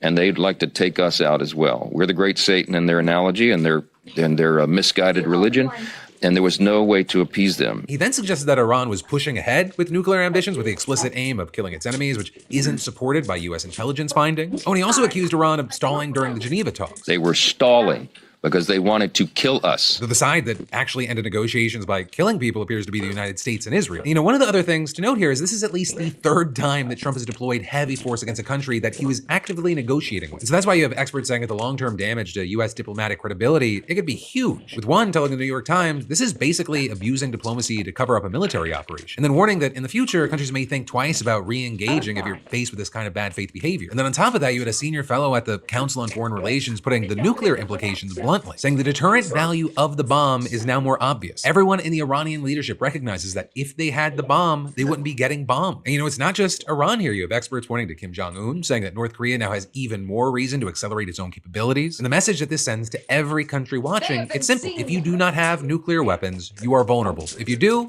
you're untouchable. But if Kim Jong-un didn't have his nuclear deterrent, I don't know if he and Trump would be sharing love letters to one another. You know, it changes the relationship. But also, you know, despite the contradictions, the death toll, the economic fallout, the diplomatic damage, and despite most Americans disapproving of this war, there's seemingly nothing that's going to stop it, at least yet. Because today, you have the Senate expected to vote down a war powers resolution that's aimed at ending the conflict, with most Republicans, along with Senator John Fetterman, expected to vote against it. And so for now, the bombs keep falling, the justifications keep changing, and nobody in a position to stop this seems willing to do it. And well, of course, I want to know your thoughts and reactions to everything that we're talking about here. In addition to that, I'd also love to know your predictions here. In 1, 3, 12 months from now, do you think Iran's doing better, worse, the same? Right? Or maybe more generally, how do you think this plays out, at least in part? And then there's more we're going to dive into in just a minute, but first let me thank a sponsor and say, you know, spring's around the corner and the events are ramping up. We've got basketball tours for Bruno Mars, Lady Gaga, BTS, Zach Bryan, Cardi B, Chris Stapleton, and more. And we've been giving out $500 every week for over a year thanks to our sponsor over at SeatGeek. And somehow, some of y'all still haven't entered for free. Right? And it's been awesome seeing so many of you beautiful bastards win the $500 SeatGeek weekly giveaway and use it to hit up concerts, games, Broadway shows, just y'all living your best lives. And if you haven't used it and if you haven't entered yet, it takes 2 seconds and next week's $500 winner could be you. Because SeatGeek is the #1 rated ticketing app with over 28 million downloads and 10 that's out there. This dealing with their own fractures, and in Texas, redrawn. And the chaos got so bad, you had a judge ordering for the polls to stay open an extra 2 hours. But there's a lot we need to break down here. Because these primaries, they set the stage for the midterms. And the anxiety, it was real on both sides. If we lose the midterms and we lose 2028, some in this room are going to prison, myself included. Republican voter morale's dipped as the president has led the country into war while also trying to distance himself from the Epstein files. But also, voters aren't completely sure the Democrats have the strength to capitalize either, with growing internal divisions over multiple issues. And one of the biggest questions heading into primary season has been whether aging incumbents can hold their ground against a younger generation of challengers. And so starting with the Senate races, and specifically the straightforward ones. In Arkansas, Republican Senator Tom Cotton will face Democratic challenger Hallie Schaffner. In North Carolina, former Governor Roy Cooper, a popular moderate who pulled 92% of the primary vote, will be opposed by Michael Whatley, who's already been endorsed by Trump. And I want to thank President Donald J. Trump for his strong and unwavering support in this race. But Texas, it was definitely the main event. And on the Republican side, you had Senator John Cornyn and Attorney General Ken Paxton heading to a runoff after Representative Wesley Hunt split the field. And while both are actually in Trump's good graces, neither got an official endorsement before yesterday's race started, which could have actually worked in their favor, with Texas Republicans having largely stuck by the president, even as national support has softened. But also today, as of recording, we're seeing reports showing that Trump is expected to endorse Cornyn in the runoff race. And the dynamic between these two, if you haven't seen it, it's very clear. Cornyn says that Paxton is a liability because of his legal troubles and controversies. Texas Republican primary voters will hear more about my record of delivering conservative victories in the United States Senate and learn more about Ken's indefensible personal behavior and failures in office. And while Cornyn, I'll say, he's had more of an up and down relationship with Trump. Right? His willingness at times to work with the Democrats and his occasional criticism of the president, it's led to Trump calling him a rhino. So, something to consider there as we wait to see how this plays out. But the runoff, it's set for May 26th. Right? But the Democratic primary there, it was arguably the most heated race of the night. And there you saw State Representative James Tallarico defeating second-term Congresswoman Jasmine Crockett. And it was a messy one. Right? By most measures, Tallarico ran an effective campaign that reached beyond the traditional Democratic base, something that the party's been trying to figure out for years. Right? And that, well, Crockett brought a different kind of energy. She is a second-term congresswoman who built a national profile by being blunt and confrontational in moments where other politicians maybe hedge their bets. Somebody's bleach blonde, bad-built butch body, that would not be engaging in personalities, correct? If you could speak directly to Elon Musk, what would you say? Off. Right, and Crockett's been a vocal advocate for black and brown communities in Texas, which actually has the highest black population in any state. But also, you had both candidates dealing with different controversies. You had Tallarico facing backlash after allegations that he referred to a former Texas Representative Colin Allred as a mediocre black man in a private conversation. You had Tallarico denying that, saying he would never say that. He was saying that Allred, the way that he campaigned, was mediocre. And then Crockett faced accusations online that she was a Zionist with unclear positions on Israel's relationship with the White House, though she said that those allegations were unsubstantiated. But, one of the things that a lot of people came back to is saying that racial dynamics were an undercurrent throughout the race. And with that, you saw Crockett pointing to what she described as dog whistles, including her deeper political experience being overlooked, and ads from Tallarico's camp that she said darkened her skin tone. We've all seen the attack ads that have come on behalf of my primary opponent, the ads that are darkening my skin, and this continual kind of, if she wins, we lose. It's not even undertones right now. It is straight up racist. Now, whether race was a deciding factor in the outcome, that's going to be something that people debate, but I will say that it was clearly part of the conversation throughout. But then also, we need to talk about what happened at the actual polls, because that was something that affected voters across the board. You had many Texas voters being turned away from locations that they had been voting at for years. And the highest number of reported cases, it came out of Dallas County, but Williamson County, north of Austin, they saw similar problems. You had voters arriving at their usual spots only to be told that they had to go to different precinct locations. And this happened because Texas congressional districts were remapped and new precinct lines were finalized in December, leaving almost no time to inform voters. Dallas County should have the second largest voter participation of any county in this state. And on top of that, Texas previously used a system where people could vote anywhere in their home county. And so there was so much confusion that it crashed the county election office's website, with then a Dallas County judge ordering polls to stay open 2 extra hours. But with some voters having walked miles to their original locations only to be redirected, there were real questions about whether that was actually enough. Every vote must be counted. Every voice must be heard. The voter suppression in my home county and in Congresswoman Crockett's home county underscores the gravity of this moment. There was a lot of confusion today. We're about to file a lawsuit to keep the voting polls open.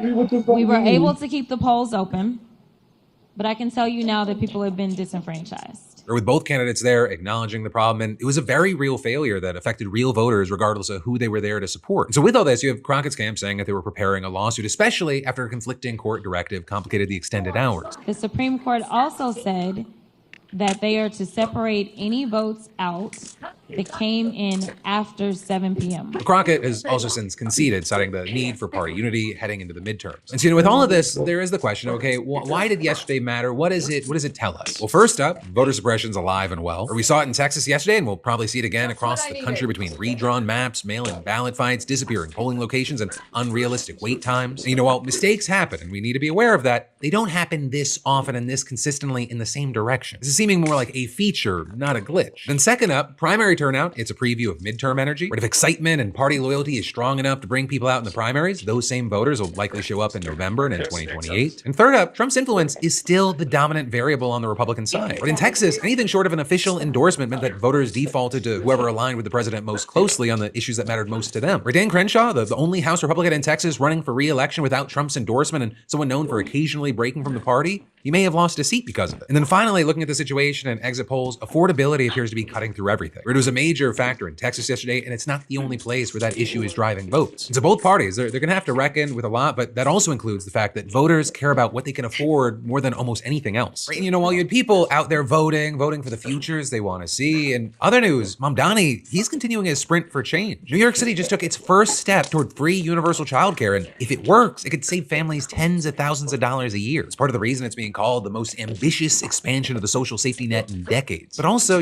there are real questions about whether the money is actually there to see it through. And so with that, to get into the specifics, Mayor Zohran Mamdani and Governor Kathy Hochul, they announced that starting this fall, 4 communities across the city will launch a new program called 2K, offering 2,000 free childcare slots for 2-year-olds. The seats will be distributed across Upper Manhattan, the Bronx, Southeast Queens, and Central and Eastern Brooklyn, covering every borough except Staten Island. Or is it somehow Pete Davidson's fault? We'll get there, because this is the first phase of Mamdani's broader plan to extend the city's existing 3K and pre-K programs to reach younger kids. You also have Hochul's office saying that around 12,000 seats will be available across all 5 boroughs by fall of 2027, with the goal of eventually reaching every 2-year-old in the city. Advocates predict about 55,000 kids will use the program once it's fully established, and once fully implemented, the program will provide free childcare to any family who needs it, regardless of zip code, income, or immigration status. Now, as far as why these specific neighborhoods, you had officials saying that the initial communities were chosen based on economic need, demand for childcare, and existing access gaps. But also, a major factor was whether local providers had the capacity and infrastructure to actually launch the program sustainably. These selected areas, they're mostly low income, but they include pockets of gentrification, and that's intentional. And officials explained 2 reasons. First, some of the highest need neighborhoods didn't have enough existing childcare infrastructure to support an early rollout. And second, they want to make clear from the start that this is universal childcare for all families, not just a poverty program. But with all this, you had Staten Island leaders slamming their exclusion, or with one city council member arguing that universal childcare must mean universal, though you had city officials pushing back, saying that Staten Island will be included next year and the state had to be selective in the early stages. So then here is where it really gets complicated. The money. Hochul has committed $73 million for the first year and around $425 million for the second. But beyond that, there isn't a plan yet. Now, she did imply that she's committed to long-term funding, but she hasn't provided specifics. And then even if the money does come through, there are worries that there are structural problems. Childcare workers earn low wages and retention's brutal. Also, scaling this up means negotiating with multiple unions over pay, finding and training a massive number of new employees, and building out centers that don't exist yet. But this is going to be very interesting and important to watch because the need here is undeniable. And if you're a parent, you know this, but for everyone else, childcare costs have outpaced inflation nationwide. And in New York specifically, center-based care for infants and toddlers, it averages $26,000 a year, which is a 43% increase since 2019. Free 2K, it genuinely has the potential to be life-changing, not just for the parents' wallets, but for workforce participation, early childhood development, and economic mobility across the city. But, and it's that big old but, potential and execution are two very different things. The biggest social safety net expansion in decades, it doesn't mean anything if it runs out of funding in year 3. And so these next couple of years, it's going to tell us whether this is a very real shift or a promising pilot that just couldn't scale. And then there's even more we've got to dive into in just a minute, but first let me thank a sponsor and say, remember when online scams could mostly be avoided by just not clicking on shady links or opening the wrong email? Because, well, yay, it's 2026 and you have criminals now using AI to clone people's voices from snippets of audio to trick banks and financial institutions into authorizing unauthorized payments and direct debits. This is the type of scam that, turns something as personal as your voice into a tool for fraud, making it harder for consumers to spot deception and potentially leading to financial loss, even when you think you're talking to a trusted contact. In a world where scammers can mimic your voice and bypass traditional trust cues, it makes me thankful that NordVPN's encrypted connections and threat blocking tools, it helps keep your sensitive communications and data safe from interception and manipulation. Right, all your internet traffic, it stays encrypted, meaning that your data is yours, even if the website that you're using is held together with duct tape and hope. Plus, NordVPN has a strict no logs policy. They're not tracking you, storing you, or selling you. They protect you, period. I'm personally protected, and you should be too. Right now, you can get an exclusive discount on a 2-year plan, plus 4 extra months free when you use my link. And it's all risk-free with Nord's 30-day money-back guarantee. Just scan the code or go to nordvpn.com/Phil. That's nordvpn.com/Phil. But then, diving right back into the news, so much to talk about here. Howard Lutnick just volunteered to testify about Jeffrey Epstein before anyone could subpoena him. There's now a push to subpoena Trump's own Attorney General, Pam Bondi, over the DOJ's handling of the files, and Bill Gates, Leon Black, and Goldman Sachs' general counsel, they've all been called. But starting with Commerce Secretary Howard Lutnick, he's been under enormous pressure to face the House Oversight Committee over his ties to Epstein. And it eventually got to the point yesterday where he volunteered, telling Axios, "I look forward to appearing before the committee. I have done nothing wrong, and I want to set the record straight." And the interview is going to be held behind closed doors with a transcript to follow. And with this, you had committee chairman James Comer commending Lutnick for what he called his demonstrated commitment to transparency and his willingness to engage with the committee. Though regarding that, and also why this testimony matters, is last year you had Lutnick claiming that he only visited Epstein at his New York home once and had no real relationship with him. I was never in the room with him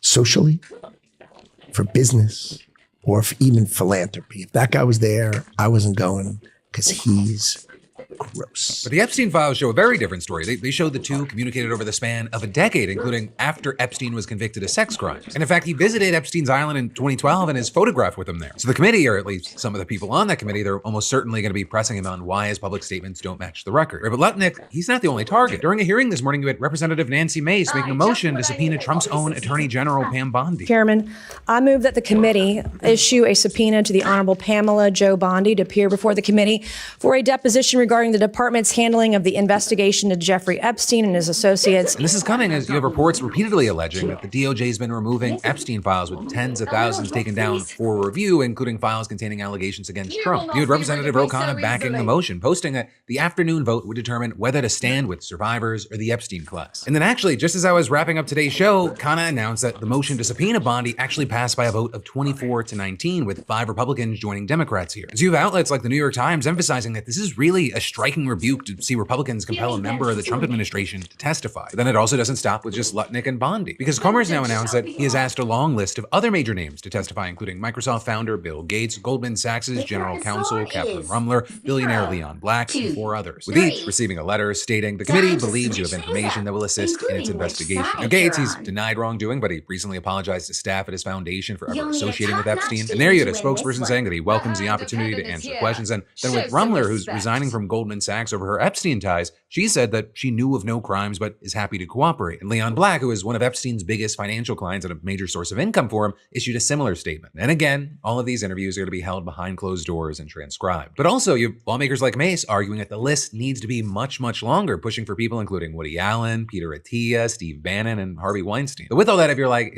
why does it sound like a name is missing? Yeah, Donald Trump isn't being named here. He is the one person that Democrats are most focused on getting in that chair. And so far, the one person that Republicans have shown zero interest in calling. And so, it's worth noting that the Epstein investigation is widening faster than really at any point since the files were released. Lutnick is testifying, Bondi just got subpoenaed, Gates, Black, and Rumler, they've all been called, and the DOJ is facing serious questions about whether it's been selectively removing files. So, widening and leading to accountability are two very different things. And you have behind closed doors depositions with transcripts released later, still leaving room for spin. The biggest name in the files still hasn't been called. And as every day drags on without a public, under oath accounting from the people who appear most frequently in the records, survivors are left waiting for a justice system that keeps promising transparency while delivering it in carefully controlled doses. And so in the meantime, we try to remain hopeful, but also, we'll see where all of this goes and whether any of it actually moves the needle. Will it get to a point where we actually do get accountability? But then from that, and actually the final thing that we need to talk about today is that half of Americans now want to abolish ICE. And that's not a progressive talking point. That's the polling. And today you had DHS Secretary Kristi Noem sitting in front of the House to answer for the agency's conduct, the killings of Renee Good and Alex Preddy, and the detention of American citizens who were never even charged with a crime. And also, if you're confused, you're like, wait, I'm getting the craziest sense of deja vu.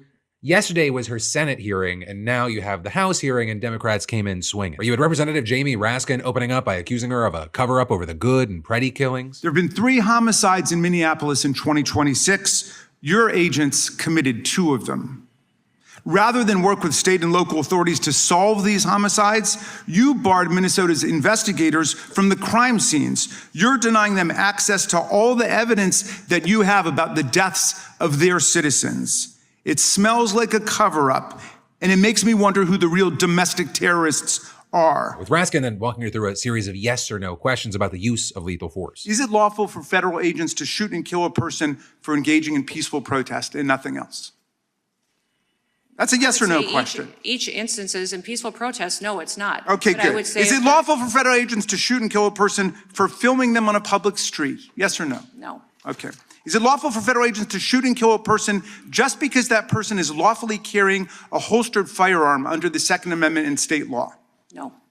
And finally, yes or no, is it lawful for federal agents to shoot an innocent person or even a criminal suspect just for driving away from them, according to the Supreme Court? No. Then you had Representative Pramila Jayapal turning to ICE detaining American citizens, with her noting that yesterday Noem told the Senate that ICE agents can arrest citizens if they have reason to question their citizenship, if they're obstructing law enforcement, or for probable cause. And Jayapal actually brought American citizens who were detained by ICE into the hearing and turned to them directly. Raise your hand if you were not charged with any crime following your detention. Not a single one of you were charged with a crime. Now raise your hand if any of you were not even asked to prove that you were U.S. citizens during your detention. Not a single one of you were even asked about your citizenship status, making it clear that DHS agents simply don't care that they're arresting U.S. citizens. Now please raise your hand if you were detained by ICE simply for legally protesting or monitoring ICE activity under your First Amendment rights. All 4 U.S. citizens have raised their hands. And then when she asked Noam if she'd like to apologize, Noam said that she'd need more context. Right? And Jayapal just didn't let that slide. You have actually turned the United States government against its own residents. Yours is a case of failed leadership, Secretary. You need to resign, be fired, or be impeached. And like everything right now, this is not happening in a bubble. The public is turning on ICE in numbers that are very hard to ignore. According to YouGov, 50% of Americans now support abolishing ICE compared to 39% who oppose it. That is the first time in that outlet's polling that it has hit that threshold. And the breakdown is 77% of Democrats want to abolish it, 52% of independents, and nearly a quarter of Republicans. And then even with those who don't want to abolish the agency outright, the majority want restrictions. 59% say that agents shouldn't be allowed to wear masks, and 75%, including over half of Republicans, say that officers should wear uniforms that clearly identify them as ICE. And so ultimately, Noam, she can dodge questions in a hearing. She can ask for more context when confronted with citizens that are agency detained without cause. She can deflect to Biden and try to blame the media, but she cannot dodge the numbers. Half the country wants her agency gone, even more want it reformed, and the people that are agents killed and detained, they're showing up to these hearings in person. They're raising their hands. They are putting their faces on the record. And whether any of this translates to real consequences, I think it largely depends on the midterms in 2028. But in the meantime, the gap between what ICE is doing and what the American public is actually going to tolerate, that's widening fast. And every hearing like this one, it makes it harder to pretend otherwise. But that right there, my friends, you beautiful bastards, is the end of your Wednesday Philip DeFranco show. But that's also not where this rodeo has to end for you. And that's because in addition to maybe watching last night's Philip DeFranco show if you missed it, I just uploaded this week's brand new Crashing Out podcast with myself and Alex Perlman, and it was a doozy. Go watch, enjoy, subscribe if you haven't already, but no matter what you do, I'll see you right back here for even more tomorrow. What? You're the messenger on this? I'm 41 years old! I've lived through how many of these fucking idiots' goddamn mistakes? They broke Alex, they broke him. Oops, here I go killing again. I just can't stop doing it. Hey, there might be this guy where there's a billion red flags, but you can change him. Primordial forces!